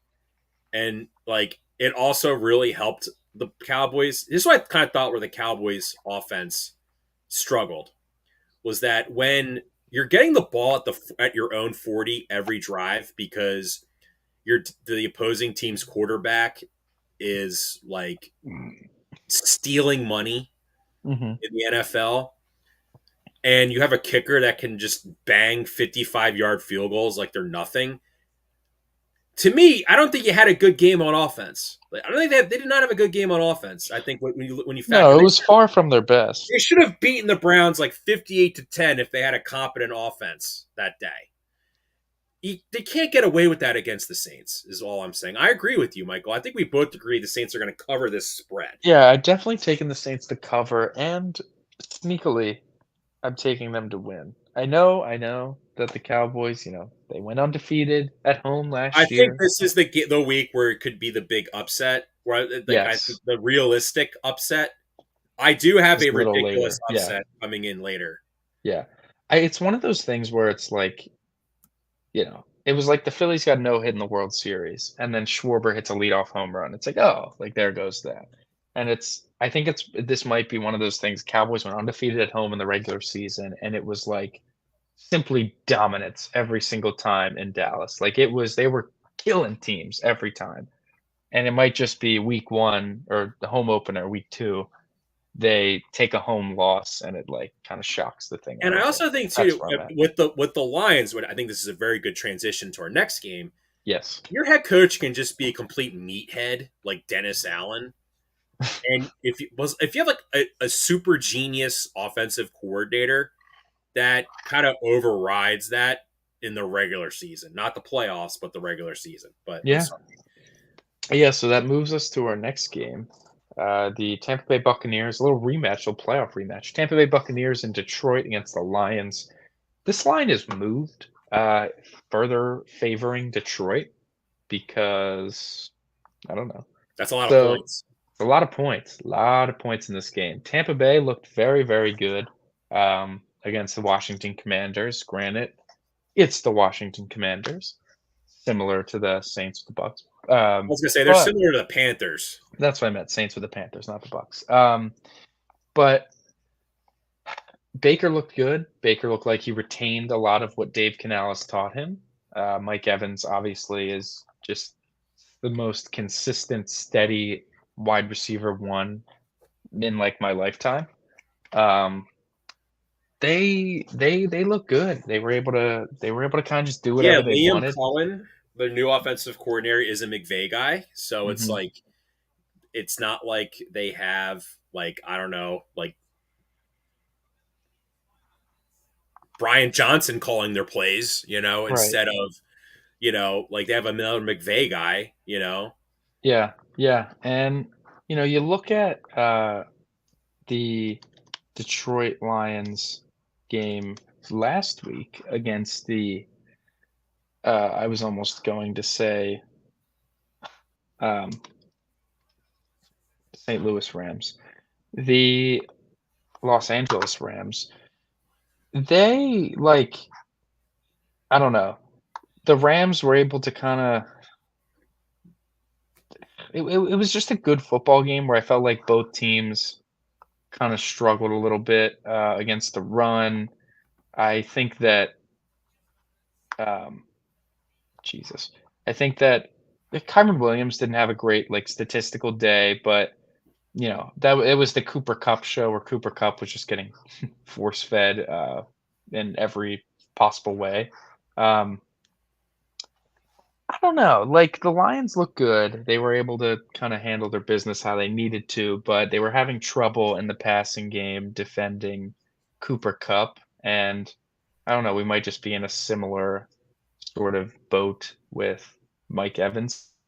I it's a shame because this is a game that I could absolutely see the Lions winning by just like 10 points, and it's not like a blowout, but it's But like here's the thing with Baker. 27-17. Baker is the wild card in this game, in my opinion, because Yeah, if you get a good Baker day, if good Baker shows up, they might win. Like that's that's the what I'm thing. saying. That's the Yeah. thing. But it Like might be one of those games where it's like 24-17 Lions. They have the ball. They're milking the clock. They kick a field goal to get up 10, and that's just it. They just win the game. The well, line's I seven and think a half, I and I think think it's I that for a think Ben reason. Johnson. So a lot of people with fantasy were really upset at Amon Ra laying a dud. Right, he was Mhm. basically a decoy in that game Yeah, against the Rams. The Rams were keying yeah. on him, freed up Jamison Williams, freed up other guys in their offense to Freed up the succeed. run game Freed up as the it always run does. game because Gibbs and Montgomery both played well. Mhm. We,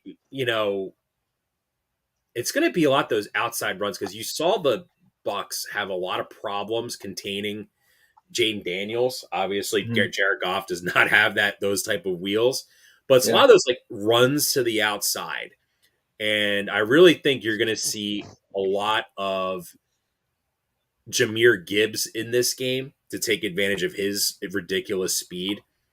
And I think you're going to see a big game from Amon Ross St. Brown as well. Yeah, I mean, you look at the receiving stats last week, like Jamison Williams, 5 catches for a buck 21, and then everyone else was like, when you're running back, Jahmyr Gibbs goes for 4 catches, 34 yards. That's solid. That's nothing like you can't complain about that. Laporta, 4 catches for 45 yards. Again, that's solid, but nothing to write home about. And it's also obviously week Amon-Ra. one. That's the thing. Week one's Yeah, always a slop fest. yeah, I'm and going to also take the Amon-Ra. Buccaneers to cover. I don't think they'll Interesting. win. I Okay. love the over in this game. It's 51.5 right now is the consensus according to Vegas Insider.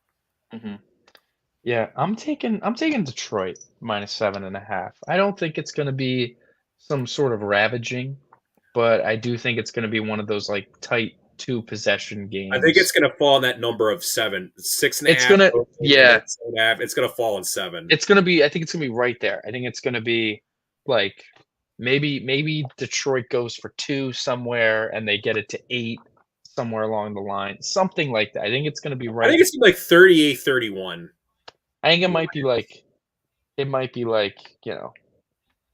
the 35-27 Detroit, and like Tampa's driving, trying to score a touchdown to get ready to tie the game, and like it just ends. That like it's right there. So, anyways, that should I think that should be a good game given the spread. Anyways, next game we got here, the Colts are on the road against the Packers. Jordan Love not playing. The Packers are 3-point underdogs at home. Listen, we saw the Colts get absolutely thrashed on the ground. The Texans were able to do whatever they wanted in the run game, and also did have success This in is the our air. Colts. This is our team. Right. This We is bleed blue. the Packers. Matt LaFleur's gonna have to get in his bag. He's gonna have to cook a little bit if he wants to give them a shot. I think you're gonna see a heavy dose of Josh Jacobs this week, and just a lot of runs from Green Bay, a lot of screen passes, a lot of things underneath, because Malik Willis has showed he's far from anything special. This is a tough spot to cover 3 points on the road, I think, for the Colts when their defense looked as not good as it did versus Houston. I don't know. You're going to kind of need to have like a Superman AR game, and I'm going to take the Colts because I'm thinking of like the Eagles. Don't overthink this. Take the Colts. Yeah, not overthinking it. Don't overthink this. Thinking about the Eagles, thinking about how they were able to run the ball everywhere. I think Taylor should have a good day. Richardson should have a good day with his legs, and also with the arm. Honestly, they should be able to get some. The Packers run a lot of man coverage. By the way, you mentioned like how they got thrashed on the ground. Like the strength of the Colts is the middle of their defense. They got thrashed on the ground because the Texans have 3 Pro Bowl caliber wide receivers, and you can't run a base defense against the Texans offense, which allowed Joe Mixon to cook. Yes. You're not going to run spread with Malik Willis because he can't throw the ball. That is true. Right? Now, for the Packers to win, you mentioned heavy dose of Josh Jacobs. I think Josh Jacobs is personally overrated. Interesting. Yeah, I think he's overrated. Emmanuel Wilson against the Eagles, he was their backup running back because Marshawn Lloyd was injured. 4 carries, 46 yards. You're going to see a lot of Josh Jacobs, obviously, because they can't throw the ball. You're going to see a lot of Emmanuel Wilson in this game. I think he's someone maybe to look out for. Maybe he could be like a sneaky anytime touchdown in that game, maybe, Wow. I mean, if that's what we're betting on. I mean, if you're a real degenerate or if you're like in a 14-man league and you're desperately in need of a flex because you're like me and all of your tight ends got hurt and you have Jordan Love hurt. Yeah. Great. Fun times. Sorry about that one, man. So we're going with the Colts. I mean, dude, I come on, man. They should. Come on, man. If they're serious, they will. Yes. I'll say that. If they don't, then like Shane Steichen, it's like our opinions of Shane Steichen might have to adjust a little. Yeah. Next game we got here, we have the Browns in Jacksonville against Cleveland. No, I said that wrong. The Browns are in Jacksonville against the Jags. A couple of teams that absolutely disappointed week 1. The Browns obviously getting thrashed at home. The Jaguars obviously choking at home. Was that in Jacksonville? Yes. It was in Miami. It was. That was in Miami because Tyreek got arrested outside of their stadium. Right. Anyways. So, yeah, that is a couple of teams that really were not anything to write home about week 1. I fear for the Jags because I fear for Doug Peterson's job security. I do think this is probably it. Um, we talked about how week 1 was a huge litmus test. Like if the Dolphins lost, like uh-oh. But if the Jags were to win and like Dolphins can't beat good teams, then the Jags be a good team. Jags utterly collapsed and choked. The biggest play of the game, Travis Etienne fumbling on his way into the end zone and then proceeding to just continue to blow the lead. They only threw the ball 7 times in the second half, despite T-Law was kind of cooking. You saw the best of T-Law and the worst of T-Law in that game. It Like, was just, yeah. like his throw to Brian Johnson was probably the best throw. Brian Thomas, excuse me. Brian Thomas Jr.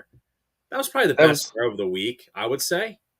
yeah, that was an He incredible literally, when he pass. say throw someone open, like he was completely covered when the ball left his hands. I mean, the ball left his hand, and he was he hadn't even reached. He was going right to left, hadn't even reached the first eye in Miami, and he caught it in the back of the end zone on the other side of the M, like comfortably over. Like it was just over 2 defenders, dropping it in a bucket, pressure in his face. It was very, very good throw. And I think that Brian Thomas is a guy that is going to really step up and be a strong number 1 receiver for the little technical issue. That is going to be a number 1 receiver for Jacksonville very comfortably. He looked like a legitimate alpha. He looked like a very, very good route runner, was able to manipulate Jalen Ramsey, kind of cooked Jalen Ramsey for most of the game. He was very good, and that's going to be a guy I think Lawrence throws to with anticipation often. The Browns are also dealing with some injuries. Myles Garrett, he didn't practice. He said he's going to play, but he didn't practice with a foot injury. Zadarius Smith also hasn't been practicing. It just a lot of things not going right for the Browns for me to, I think, believe in them in the spot. So I'm going to take the Jags at home to get their first win, -3 to cover. I'm definitely loading up on Jacksonville for a couple of reasons. Number one, this might be the last game in Deshaun Watson's NFL career.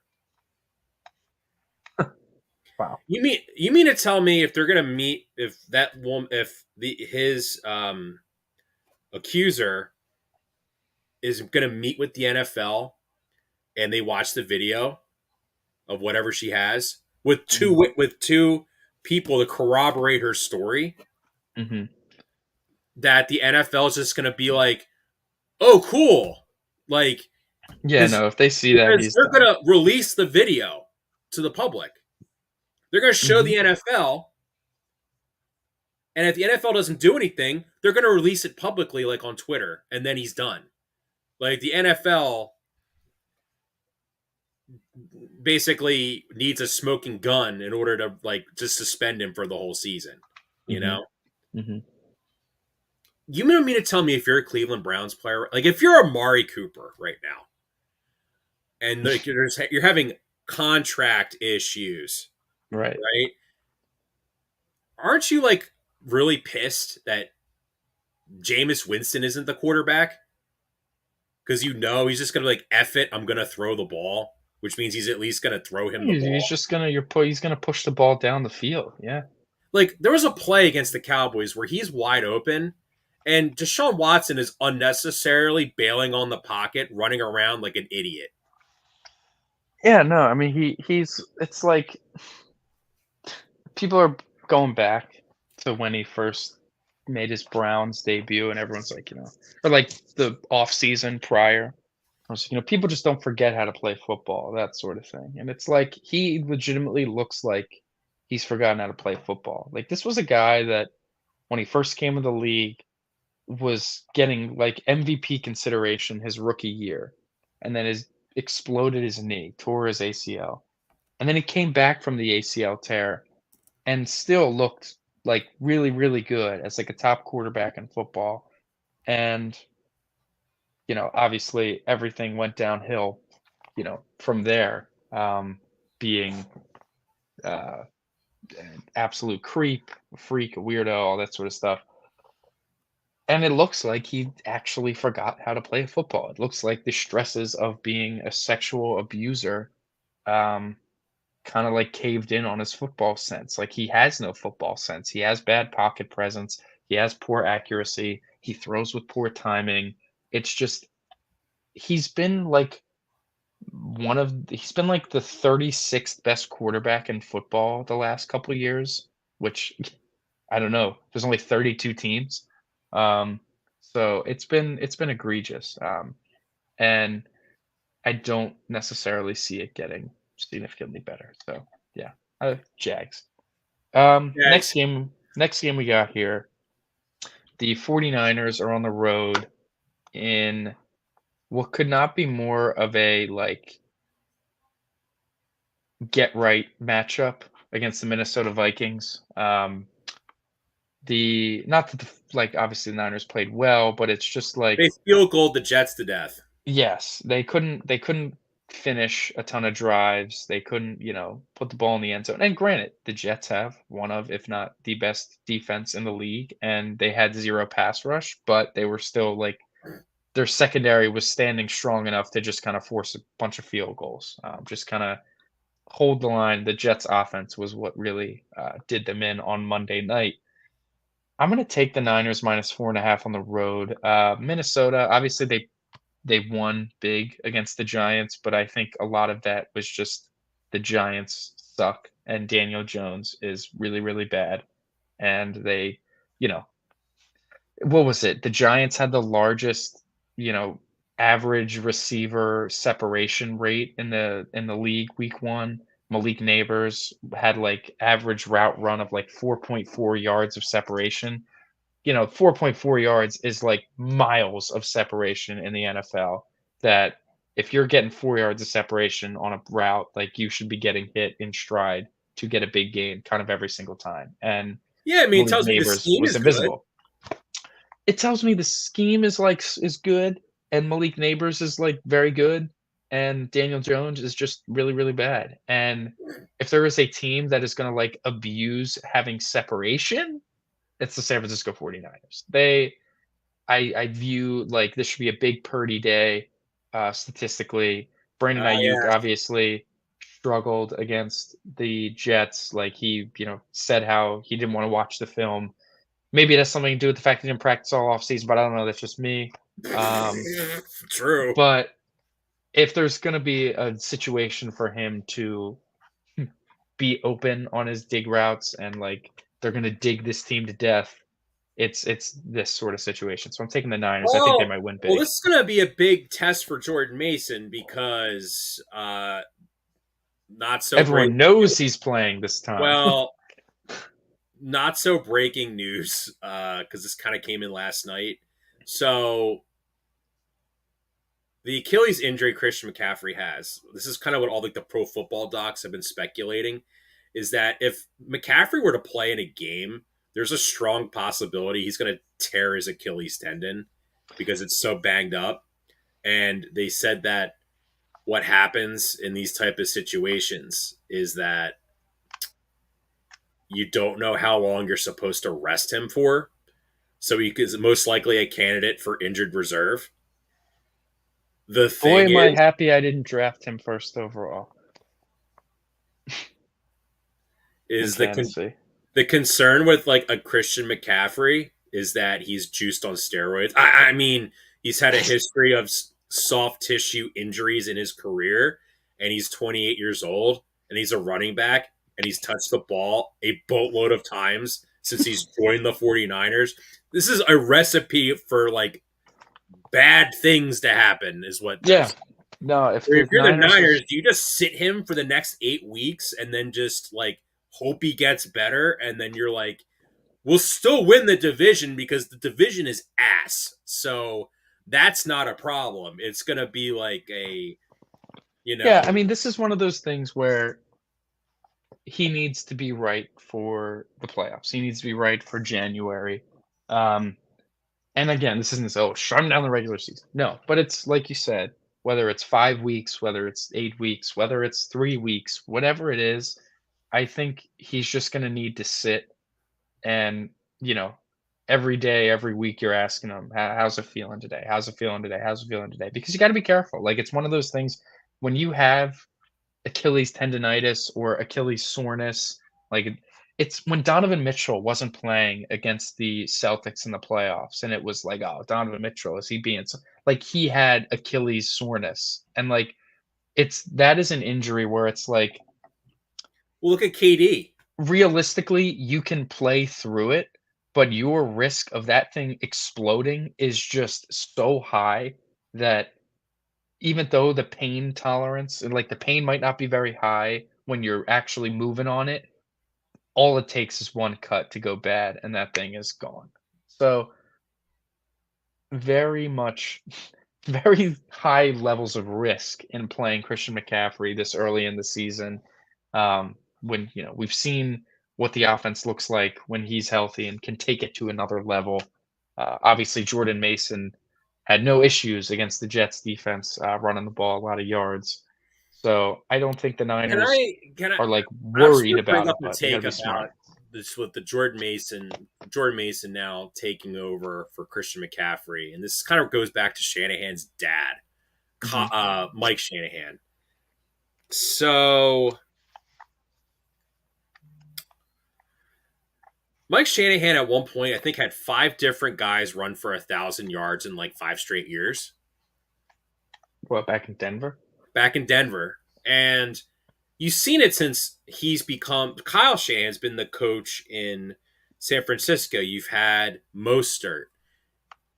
You've had now you have Christian McCaffrey, Mason. If he plays the whole season, he's going to run for 1,000 yards easily, right? Yeah, yeah. There's still a big difference in terms of game breaking ability between a Christian McCaffrey Hmm. and Jordan Mason. Like Hmm. Christian McCaffrey is like Terrell Davis, like Hall of Fame talent caliber player. Jordan Mason's like Mike Anderson or Olandis Gary or Travis Henry. Hmm. Like there's like numbers wise, you'll be like, oh, he still put up good numbers, but like their success still hinges upon Christian McCaffrey. Right. Yeah. No, for sure. Excuse me. It's fair. Like he's the guy. He's that X factor that takes it to a new level. So I think they just got to be. If you can get by in the regular season, much you can get by. But anyways, I'm I'm still still taking taking them the this week. Niners because Yeah. let's even bring up the Sam Darnold experience. Yeah. I think his carriage is going to turn back into a pumpkin in this game. Mm. Next game we have. This is what I think is the popular upset candidate of the week. The Seattle Seahawks are on the road, home opener for the New England Patriots, coming hot off an upset in Cincinnati against the Bengals. The Seahawks are 3-point favorites on the road. The Patriots, they do what they do. They do what they've been doing for their existence, and not existence, but in the last 20 years. And they do it well. And if they're not going to have a good quarterback, it still kind of works because you're not going to win anything meaningful, but you'll be in almost every game because of it. Their defense is going to be stout. They're going to disguise coverage as well. It's nice they have a shutdown corner in Christian Gonzalez. They, Well, they have two. yeah, yeah. I mean, they they're a good defensive team and they can run the ball very well. They run it well with Ramondre Stevenson and they just keep the ball out of your offense's hands. Limit the amount of opportunities the opponent has to score. Combine that with your good defense, and that's just a good recipe to not give up a lot of points. With all that being said, you look at the other side of it, the Seahawks. They were at home against Denver. They wrestled around with their food a little bit. Bo Nix looked like pretty hot garbage, but the Seattle offense was certainly struggling a bit. DK Metcalf was having trouble against elite Patrick Surtain, and I suspect there is a chance he also has trouble this week against Christian Gonzalez. Um, it felt like the only reliable option that was getting open was like Tyler Lockett, color me shocked. Um, Kenneth Walker, though, had a very nice day on the ground, but like He's everything hurt. else, Kenneth Walker is hurt. He always is hurt. So it'll be on Zach Charbonnet. Listen, I'm gonna fade the public here. I'm gonna go with Seattle -3. I don't think it's a bad idea to take New England. I don't like not believe in them or whatever, but I don't know. It's more so me I just would kind of recommend staying away from this game. yes, that's my ultimate advice. But I'm for the sake of the show, I'll take Seattle -3. I'm gonna say that I their think passing offense gets a little I loose and think the New Geno's England okay. Patriots, Michael, are going to be the worst 2-0 team in NFL history. Worse than the no, yeah, I can't even think of anything. So yeah, you might be onto something, John.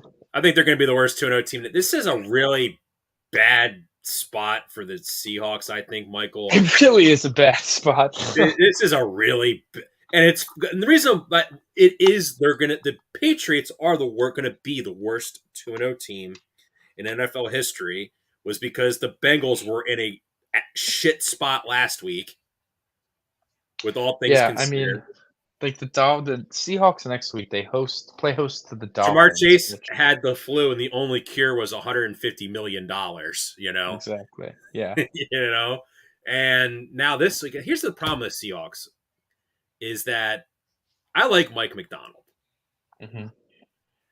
Defensively, the Seahawks look a lot better than they did last year. Hmm. Granted, because it was Bo Nix, but they tackled better. Witherspoon, I think, is going to be a dog. I think he's going to be an all-pro. He looks really Hmm. good. Hmm. Tariq Woolen, same thing. Pretty good, really good corner. The Patriots just don't have good receivers, so having really good corners really just doesn't kind of help you with Yeah. what the Patriots are going to plan on doing, which is pound the rock and just eat clock and force the offense to make mistakes.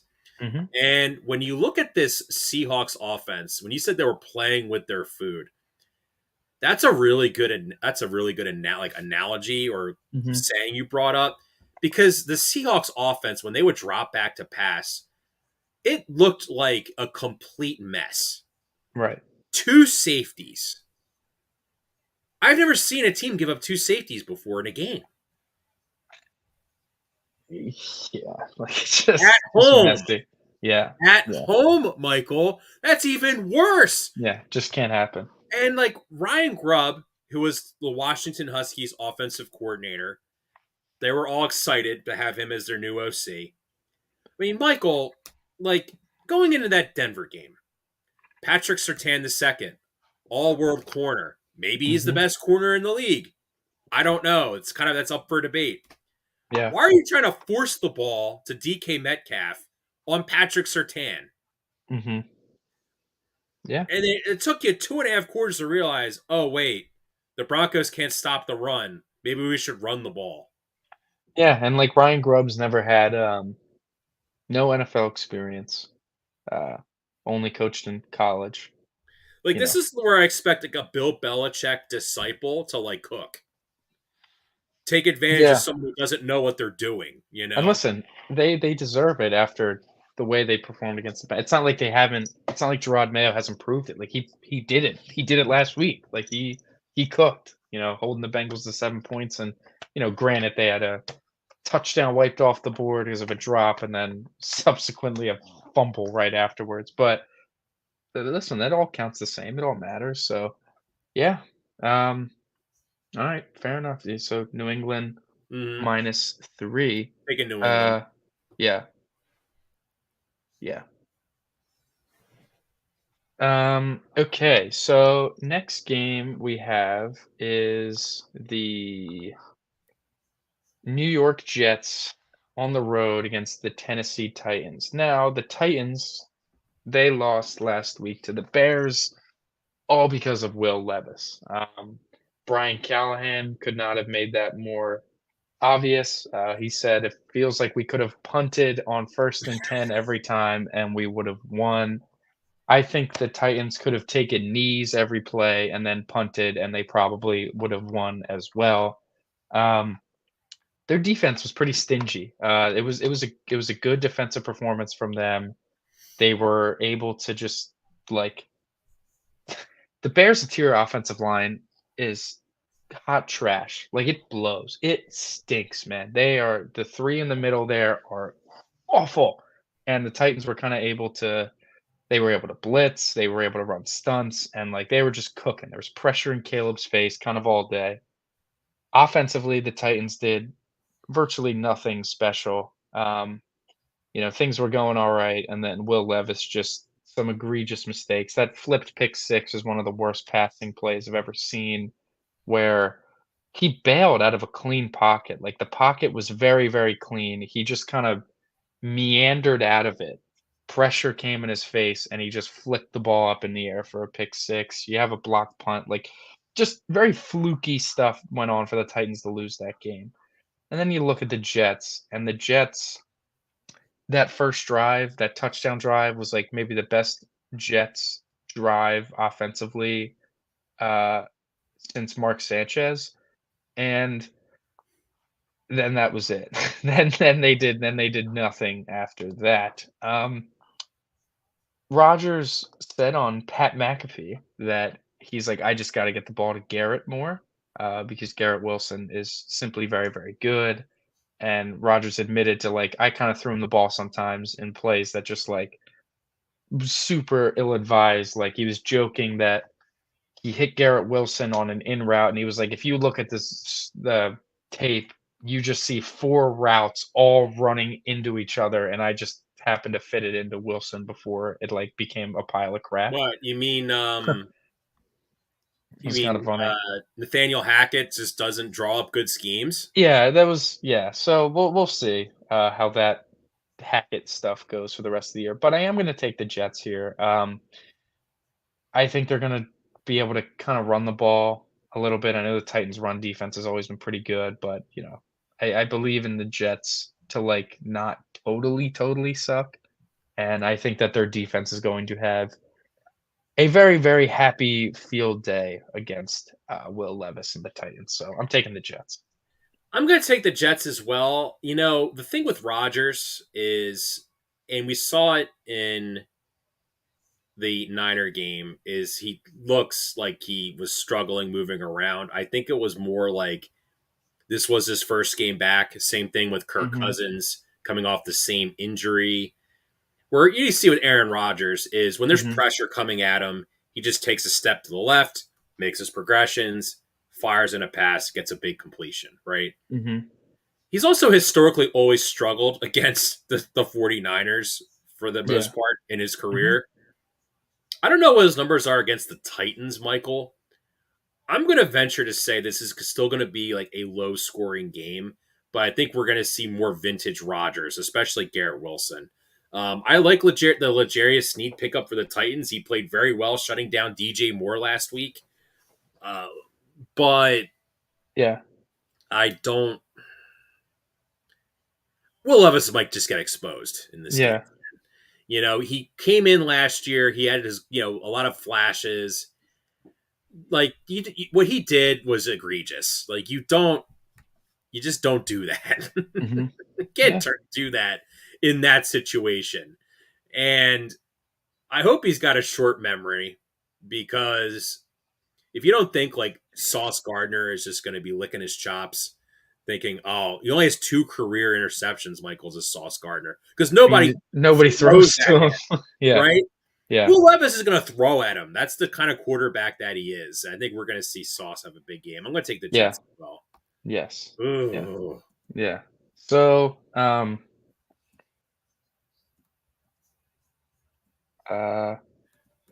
Yeah, the next game. yeah, sorry. Quick. Sorry about that one. Um, the next game we have here, the New York Giants are on the road against the Washington Commanders. This line has swung. This line has swung from Washington -3 to Washington -1.5. A lot of people betting the Giants spread here. Listen, I know the Commanders did not look good, but I saw some things from Jaden Daniels that I was like, he ran well, I felt. I liked that he was like not afraid to push the ball down the field, even if it was overthrown a little bit, but like showing the willingness to do it. It's a much better sign to see that than to see someone like, say, Bryce Young who's like terrified to throw it deep over like down the field, that sort of thing. I'd much rather have my rookie be willing to kind of just let that thing fly, especially in a year with like no expectations. I'm taking the Commanders here to win. The Giants really are just like Daniel Jones, man. Like he looked bad, and I guess if there's a defense that's gonna help them, like help him look good, it would be the Commander defense. But I don't know. There's a big part of me that just can't believe and pick the Giants until I guess they win a game. And Well, yeah, historically, since like 2015, the Giants have routinely beaten the Commanders. yeah, Um, only the Commanders only have 2 home wins against the Giants in the last 10 years. hmm However, I mean, bro, dude, Daniel Jones, hmm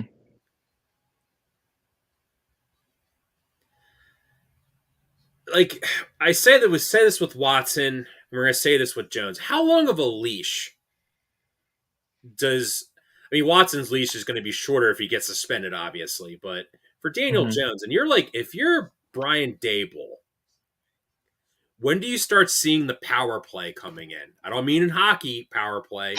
When do you see Brian Dable just go to John Mara and say, everyone in America sees how much of a dope Joe Shane is.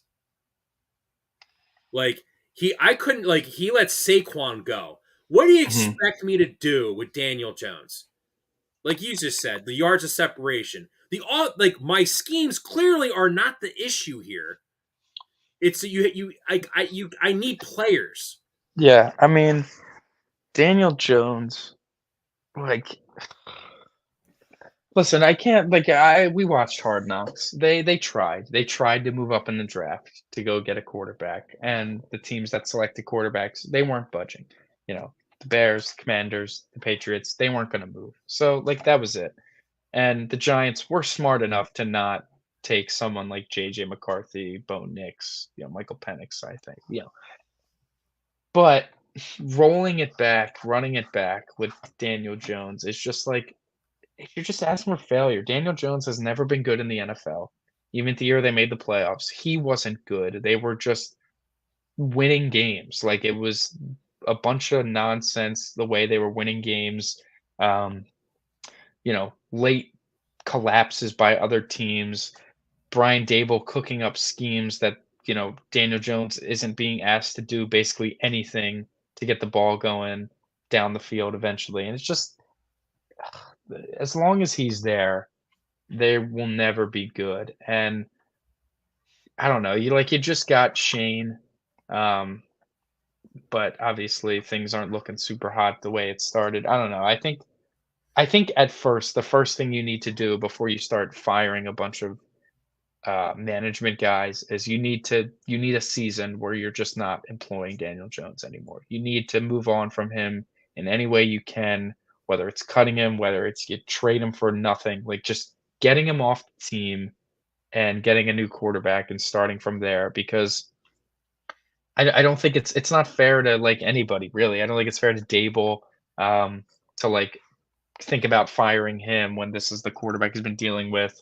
I don't think it's fair to the receivers. I don't think it's fair to the offensive line. Like, I don't think it's fair to really anybody because he's unfortunately just not a good football player. I think this game is going to be Daniel Jones's really last chance to show that he could somewhat play in the NFL, not be a Mhm. starter, like play Yeah. in the NFL. Because Michael, this Commanders defense is like legitimate trash. It is so Mhm. bad. Watching that game last week when they played the Bucks, they have no corners. They can't generate a pass rush. I'm watching Baker Mayfield truck their guys, and he's just doing the Baker swag.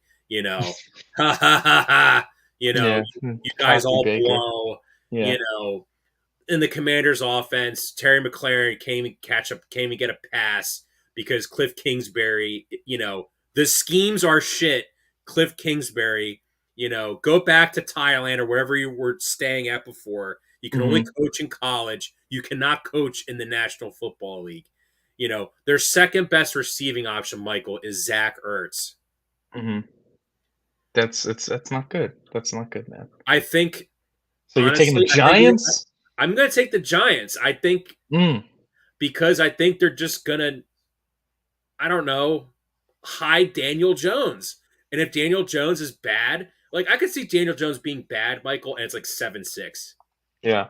And then Yeah. they make the switch and put in Drew Lock. Wow. Week 2, they're already making this shift. I would. Yeah. All right. Next game we got here. Well, we got some good games coming up finally. This is, I think, my undercut, like probably my favorite game of the week. The Arizona Cardinals play host to the Los Angeles Rams. A couple of 0-1 teams that lost some toughies. That lost a couple games that were there. Just got outlasted. The Cardinals at home are 1.5 point favorites. I'm a little I'm sure this surprised when you is factor in the Wheel of Death. sorry, not 1.5, one, just one. I'm sure this is in light of the injury news of Puka Nakua, of Puka being out for in a very extended period of time. But if we learned something Sunday night, it's that Cooper Cup is like A beast. back, and as long as he's healthy, will be like used and used and used as much as he could possibly be Yeah, he's used. like Mike Trout. When he's Yeah, it's healthy, just like he's he one of the best.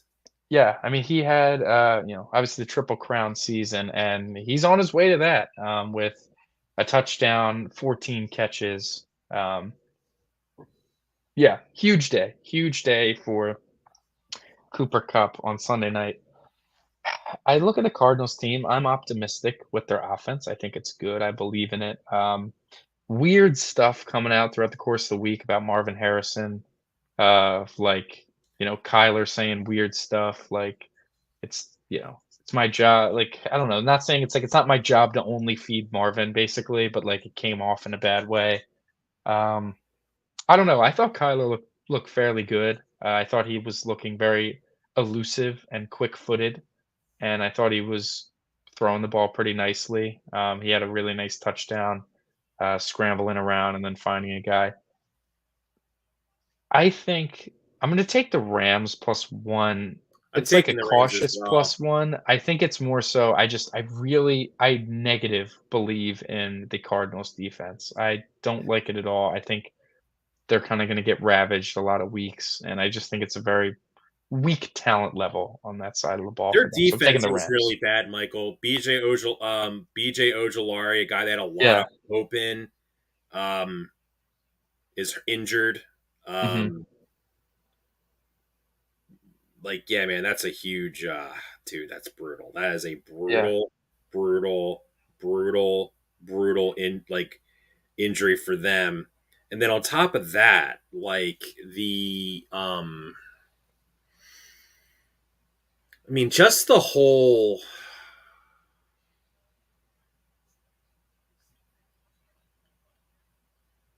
just like the whole Gannon can't beat good quarterbacks. Like that's just Mhm. he can't beat good QBs. Like Mhm. Stafford still looked good. I mean the Rams had the lead near the end of that Lions game, and their defense couldn't hold, and then they were exhausted, and then they got trampled by David Montgomery in overtime. When the Mhm. you know, but I still think they're going to win this game. I think that the Marvin's Maserati Marv has got some pretty serious off the field issues going on with Fanatics.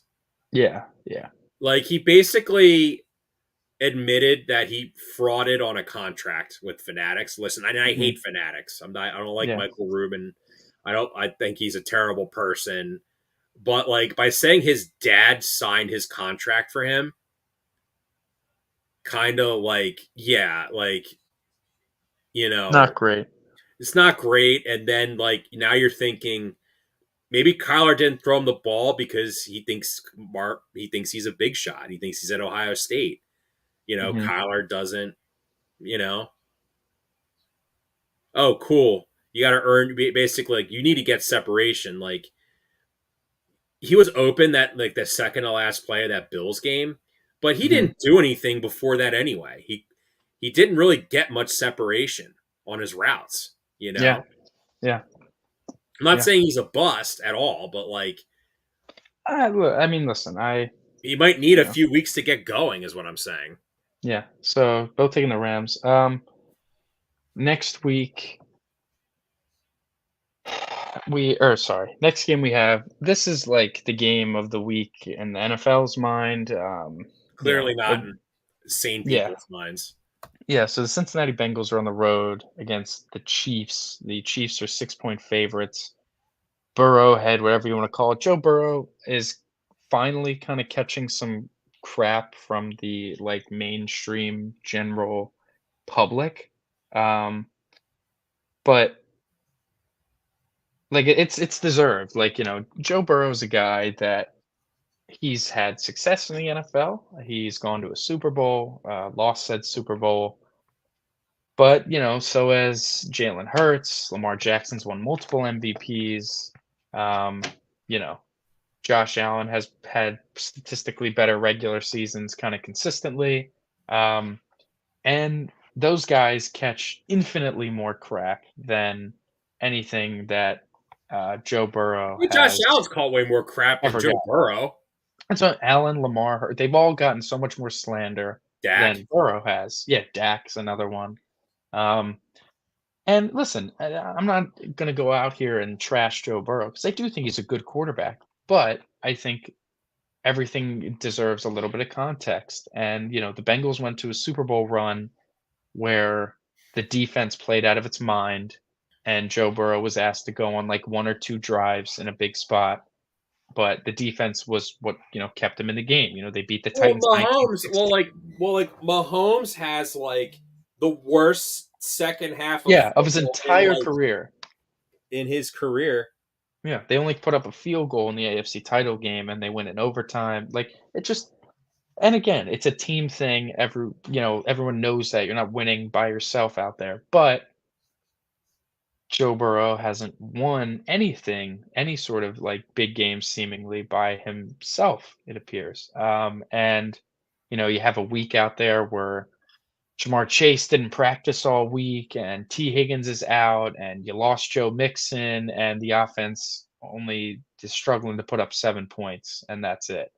And listen, I think Burrow deserves crap for it, like all the other elite quarterbacks get a lot of crap for it. And I think finally now the tide is turning, but he's been a media darling for the last 4 years. He lives off of that Super Bowl appearance that he didn't even win and didn't necessarily play like great in.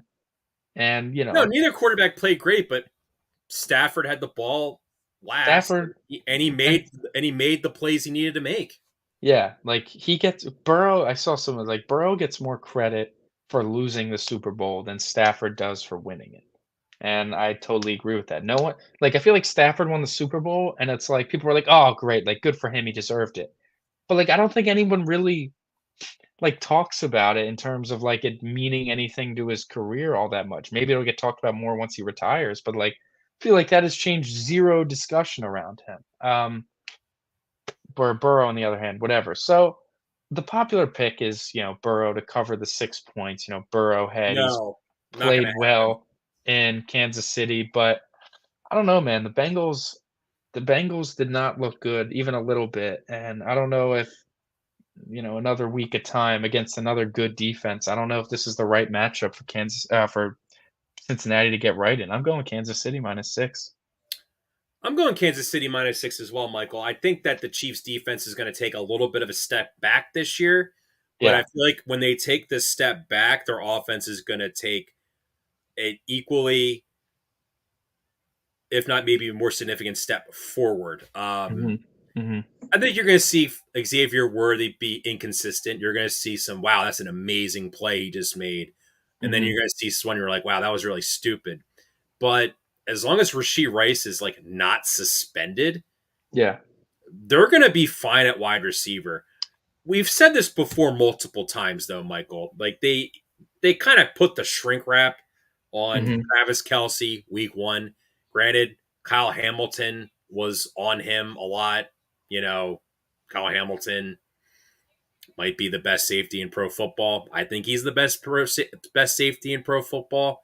I don't know what your thoughts are on that, but Yeah, Kyle Hamilton's a freak. yeah. I feel like this is going to be a Travis Kelce game. I think this is I kind do of. too. I think he would love to just stick it to the Bengals stick it to them because they never beaten them a whole lot Mhm. before he retires. That's kind of my Yeah. take on it. Yeah. Yeah. All So, right. Next game we have final game in uh, the 4 o'clock uh, window. The Pittsburgh Steelers on the road against the Denver Broncos. Steelers are 2.5-point favorites on the road.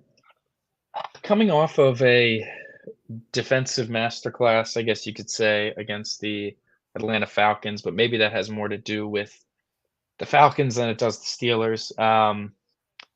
Arthur Smith saying we didn't want our Jason Bourne, or we didn't want their Jason Bourne to wreck the game, but instead ours did, basically, as his defense to Justin Fields not throwing over the middle, saying he wasn't calling plays to be thrown over the middle because he was trying to avoid Jesse Bates. And, TJ Watt obviously wrecked the game for Pittsburgh.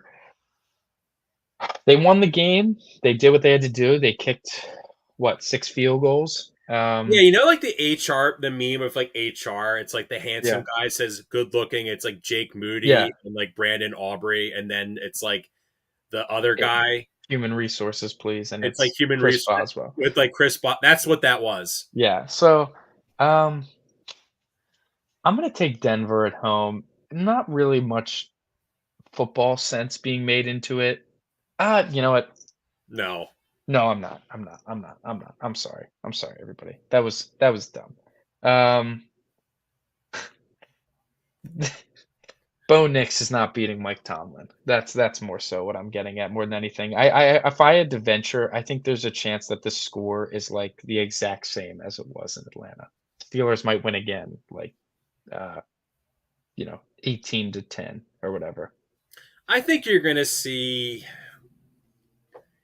in this game, like, you're going to get the Justin Fields experience. You're going to see he's going to make some plays, Michael, where you're going to be like, oh, wow, like, this is why he was a first round pick. He's so talented. And then you're going to see other plays like he's falling down, he's winging it, and like Patrick Surtain like picks it off for like an interception for a touchdown. You're going to Mhm. get the full Justin Fields experience. I still think it's enough for them to beat this Broncos team because until Bo Nix, unless the Seahawks defense is like the Legion of Boom reincarnated and he just had a bad day, Yeah, yeah. unless that's No. the case, like this So is you're really. taking I'm taking the Pittsburgh. Steelers. Like, this is really like baptism by fire for For Bo Bo Nix, Nix here. but Yeah, it's if it was like any other team like the Steelers, like that is just not the Steelers, I think I'd be more willing to take Denver because I And by do the way, think it's a Michael, spot. congratulations. Now you know what when I was a kid, what the Steelers were like. This is exactly what they would do. They would Yeah. just win every game like 14-7, 8 like 17-10. Horrific quarterback play, but they would run the ball and play really good Kill clock. defense. Yeah. Yeah. No, I grew up with Roethlisberger. Their offense was much more potent. So next game we have Sunday Night Football. We have the Bears are on the road. They're in Houston to take on the Texans. The Texans are 6.5-point favorites. Do you want to stand by your Texans take where you wanted to say they were going to miss the playoffs, but you kind of just didn't want to pull the trigger on that?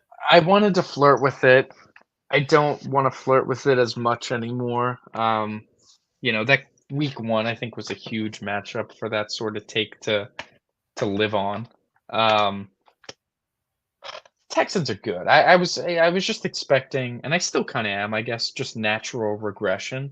But like this is a spot, for example. I think this spread's a little bit big, and maybe it's justified. I mean, we all watched the Bears' offense look like utter garbage against Tennessee at home, but I don't know. I got a feeling. I know they're banged up.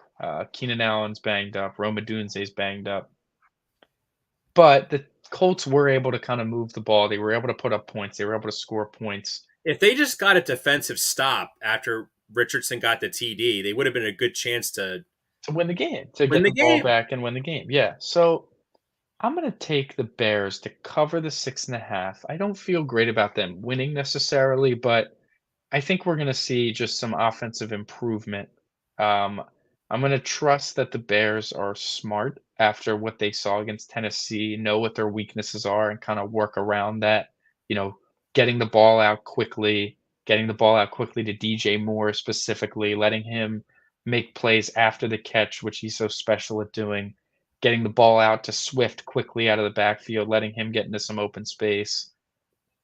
Understand that the middle is susceptible to pressure, maybe having running backs step up to guard that instead of the edges like they usually do. Um, but I expect a little bit just better performance throughout the entire Bears I'm not offense. Taking the exactly Bears. thrilled with Velas Jones Jr. going to get some reps because he is. I don't know why he's still on the Bears, but Yeah. yeah, he's just trash. Um, I have to agree that I think we're going to see the Caleb Williams show. You're going to hmm see him make plays. That's yes, I agree. This feels like a big DJ Moore game, hmm hmm I'm with and you. I feel like this is going to be a huge DJ Moore game. I'm going to take the Bears to cover. Stroud didn't have to do much last week because Joe Mixon had like the greatest game of his career He last had week. 30 carries last week. It's just a lot. A lot of runs. It Um, almost cost him the game if they couldn't. I mean, he made that amazing throw to Nico Collins. Great throw and mhm. catch to ice Yeah. the win. I mean, we'll Yeah. see. I think the NFL wants this to be like, hey, we need a new like Rodgers versus Brady kind of like, this is the future kind of deal. Like across leagues, like opposite Yeah. conferences. Or like Drew Brees versus Peyton Manning or something. Mhm. All right, so that'll take us to Monday night. Eagles Falcons home opener, Nick Foles day, all that good stuff. Some minor setback news for the Eagles. AJ Brown suffered a hamstring injury in practice yesterday, tightened up a bit. Nick Sirianni just said, "We'll see how today goes" regarding it, which I don't know. That to me is not super optimistic. We'll see No. how today goes. Do not enjoy hearing that a ton. But absent of that, because I think there's a lot of ways for the Eagles to win and to dominate the game, and I think it mostly has to do with their defense. Kirk Cousins can't move. What is Kirk Cousins best at? Play action. That is what he has built a career off of. Play action, manipulating the defense, kind of getting moving a little bit to open up passing lanes and, just being good within the structure of a good play action offense from under center, all that sort of stuff. Kirk Cousins recovering from an Achilles injury, he really can't move around a lot, and play action requires good amount of movement from the quarterback, running to the spot to fake the handoff, rolling. Especially the McVay offense because it's built on play action. It is completely built on play action. Yeah. So, we saw Joe Burrow last year struggle coming back from his calf injury. They didn't run anything under center. Everything was kind of straight drops, and the Bengals offense was rather stale and predictable. And we saw it in week one with Atlanta that the Steelers were able to have great success because Kirk Cousins really couldn't move. He had like the lowest amount of movement yards among like quarterbacks. Like he just was taking snaps, not moving. Like it was the one. I'm sure it was the first time in his career that he's never ran play action before, like in a game. And that's just like that is what Kirk Cousins is. He is a great quarterback out of play action, and they didn't run it once. They were very rarely under center. when you can't move like that, and you even just look at him, he's taking, like, three-step drops and kinda throwing it, but there's no real explosiveness on his throws, like, pushing off with his legs, like, clearly, he's just not fully recovered from the injury, and, Well, I also have you another know take. I have another take I want to make too about this Falcons offense, Michael. And I don't know if you'll agree with me or not on it, but I think we've really have overrated Drake London as a wide receiver. Like he is not a Yeah. number one receiver. I No, know in he's not. fantasy, he's only been a top 10 wide receiver like per week in fantasy, 2 out of his 32 games. That's not and listen, the quarterback play last year was No, but but look at DJ Moore. Like DJ Moore has who's had worse quarterback no, play I than understand. No, DJ Drake Moore. London, I agree with you. Drake London, I don't think it is as good as we make Well, him out to my be. thing is like with Drake London is Kirk can't move. He needs time to get back into it. Aaron Rodgers is in the same boat. What's the difference between the two quarterbacks? Aaron Rodgers basically is like, I can literally just throw the ball in Garrett Wilson's general direction, and he's going to catch the ball. Like, Yeah, because they both have elite running backs, with Bijan and Breece Hall. Like, the Falcons, if you can't run play action a ton, and, like, the team knows you can't run play action a ton, that basically means that every run look is a run. Like anytime Kirk Cousins looks like he's handing that ball off, like it's a run. You can almost sell out for it until proven that he can move and actually run out of a play action set, get his feet set, and drive a throw down the field. I mean, if he just is incapable of doing that, it's going to be a long, early part of the season for the Falcons until he's healthy fully. So we watched TJ Watt wreck the game in Pittsburgh or in Atlanta for Pittsburgh. Watched him dominate the game, get a lot of pressure on Cousins because he can't move, like you said. But if things aren't open, like Cousins is going to hold the ball. He's not just going to, whatever. They're going to try to make a conscious effort to get rid of it quickly. But the Seagulls pass rush needs to be very good, and we well, the know out. So actually, the let's word outside pass the rush. Yes, the outside pass edges. rush has to Yes, be better because yes. the inside pass rush is pretty good because you have Hmm. Jalen Carter, Milton Milton Williams, Williams, Zach Bond, Ajomo was good in pass Ajomo. rush. Like that's the thing is that you know actually, if you think about it, the inside pass rush in this game is going to be vital because you just said it. Kirk Cousins can't move. Yeah, Kirk Cousins collapse in the pocket on him. Kirk Cousins is either gonna eat the ball and just take the sack, or if he tries to go outside, he's just gonna Can't move, he can't do he's it. gonna be no threat to like run with the ball. Right. So he's just gonna have to throw it, which means we could see interceptions. Like you saw it like the Brazil game for the Eagles gave up 29 points on defense. That's not ideal. Mhm, But they got put in some really bad field position in the first half mhm. with the turnovers, and they just had really bad luck. Like N'Kobe Dean drops like the worst pick six of all time, and then Yeah, 2 plays later, touchdown. touchdown. Right, Yeah. Mhm. but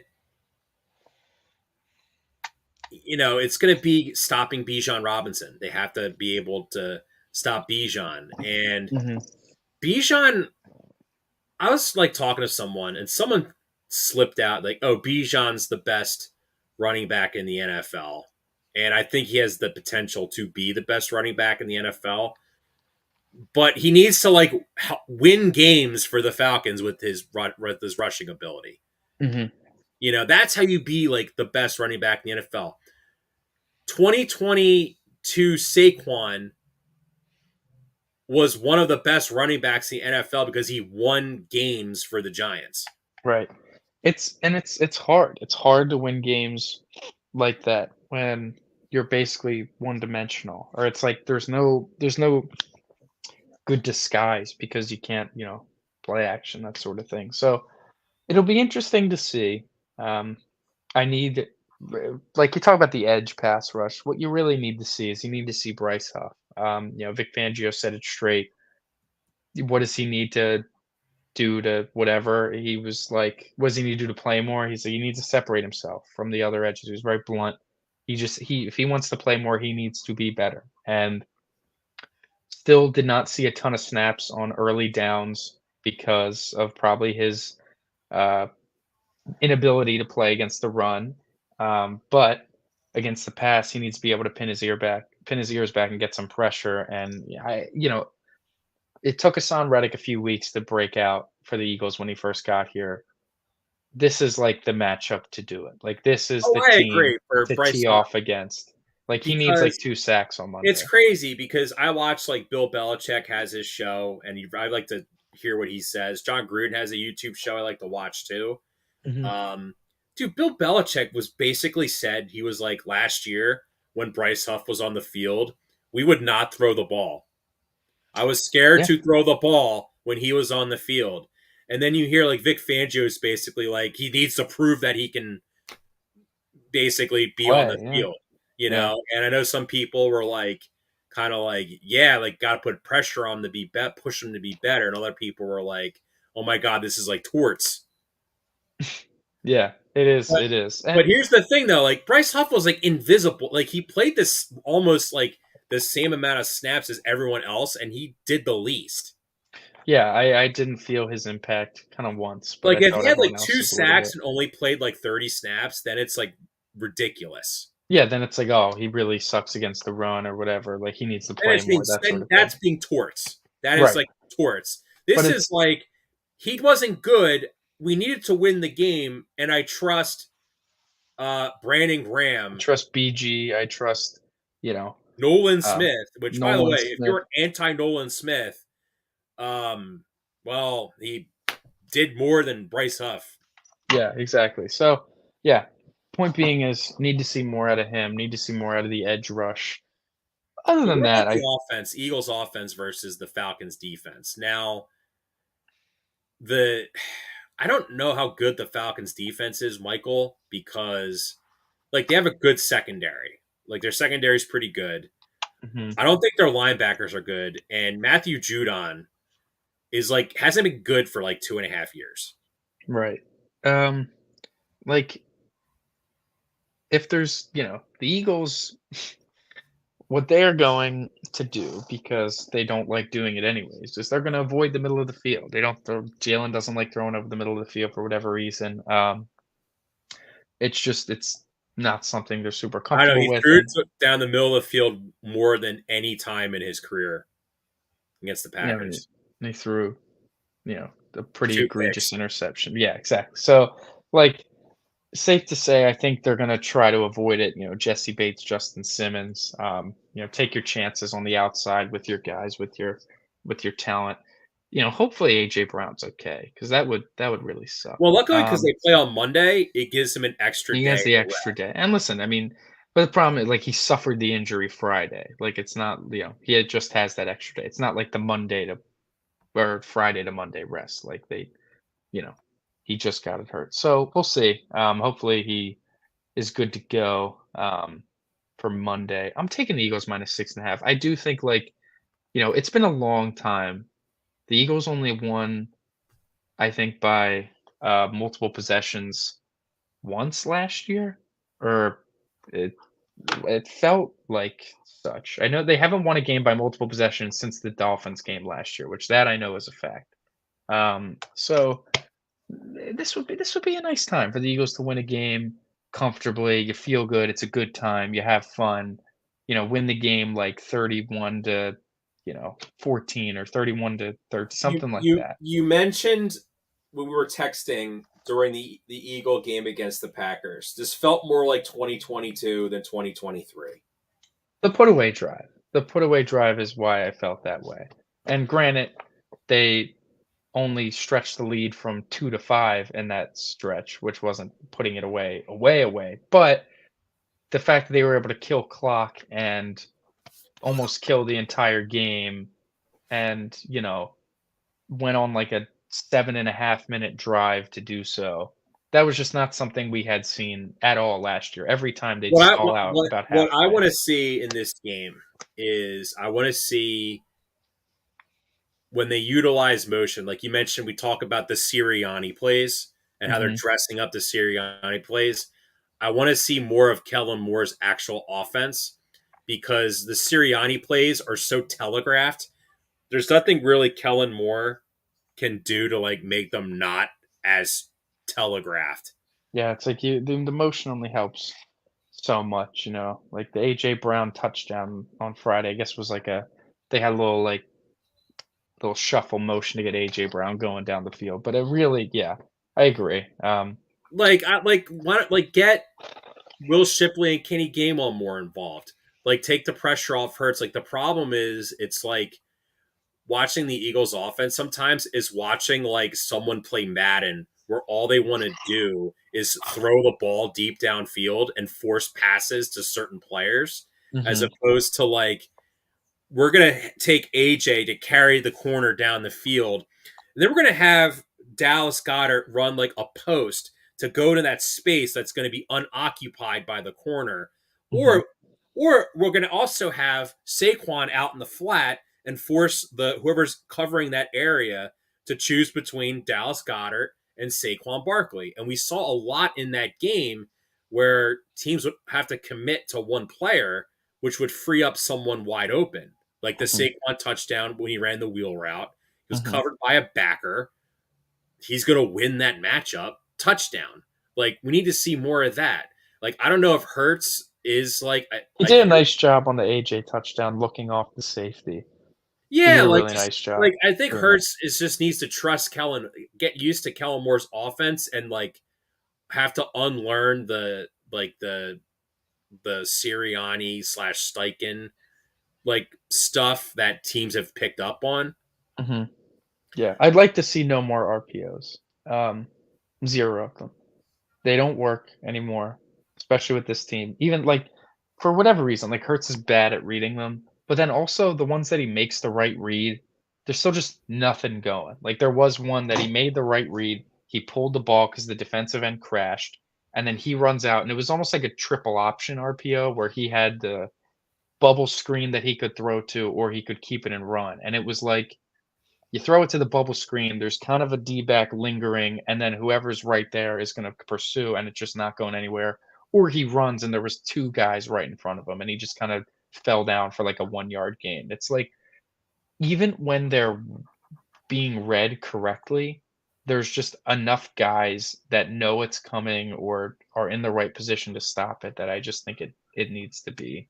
I think it's ready to be nipped. I don't really need to see it much anymore because Well, they can just have teams are finding more success just running straight play action instead of the RPOs now. The RPOs yeah, are because getting I read a feel like little bit I hate better. to say it, I don't think RPOs are like the wildcat where it was a fad and now everyone's figured it out. No, but it was just like the trend. It just was what was working. But now, like, teams are doing a good job covering on the passing option of it. So if you do pull it, like you're getting those illegal man downfields because that first quick read is just not open, and the offensive line is taught block like it's a run because the ball should be out quick enough that it won't matter. And like that's how that play is taught. Or just like the read options that they're just not like Hertz makes the wrong read like far too many times. He keeps it a lot more than he shouldn't. And I think that it just loses its ability now. Like defensive ends are taught to be a little bit more disciplined, and defensive ends now are so much more athletic that you can read and not bite on the run, see that it's handed off, and still be explosive enough to kind of make a play on it for like a yard or two gain instead of having to crash to make a play in the backfield. Because if you crash, kind of wipes yourself out of the play. But if you force the handoff, you still have a play to chance to make a play from behind. Yeah, and honestly, dude, like I feel like the offense now you have like another real play caller.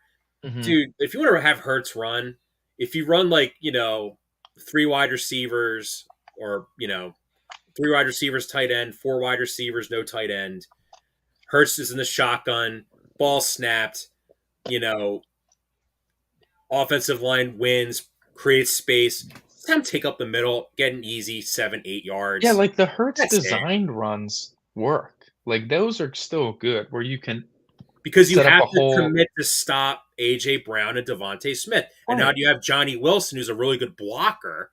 Mhm. if you have a design run, he's in the slot, snap the ball. He picks up a backer that's coming over the edge, It's and yeah. It's like just it's better when the Hurts running plays are quickly developed as opposed to not. Like, even their quarterback draws that work is Hurts snap, like, 1 step back and then go. Like, that's a pretty quick draw, or Hurts taking the well, snap, lead blocker off tackle. if you recall in 2022 when they beat the Lions, remember they had that pick six for Darius Slay that was the difference maker and them winning that game versus losing it. It was Bradbury or Kaiser it was Bradbury, right? Was it Bradbury or was it Like, Darius Slay? Kaiser White tipped the ball and Bradbury picked it off. Okay. Slay was last You year, yeah. saw in that game on offense, you were like, because they both scored 35 points in each of those Mhm, games. mhm. You're like, okay, these are the plays that work. These are the plays that don't work. Let's call them more the plays that do work. Yeah, yeah. And the plays that don't work as well, we'll call less and catch the defense off guard as opposed to being like treating like week one like a preseason game where we're going to see what works, see what doesn't work, and then figure it Mhm, out from there. mhm. Anyway, that's our show for the week. Yeah, wait, we didn't I picked the Eagles minus 6.5. I'm good. I'm going to take the Falcons to cover. Ah, I think the Falcons are going to backdoor cover. Like I could totally ah, see not the being fun. up by like 13, and then 2023 vibes. no, I'm thinking it's like I'm thinking it's they have the ball, no timeouts, 10 seconds. No, I hear you, I hear you. Avante Maddox Garbage splits. time. Yeah, yeah. Alright, well, that's our show, everybody. Awesome. Thank you everybody for tuning in. Enjoy the weekend. Go Birds. A lot of football. A lot of good college football on today Mhm. as well. Florida, we got Florida, Texas A&M. A lot of good games.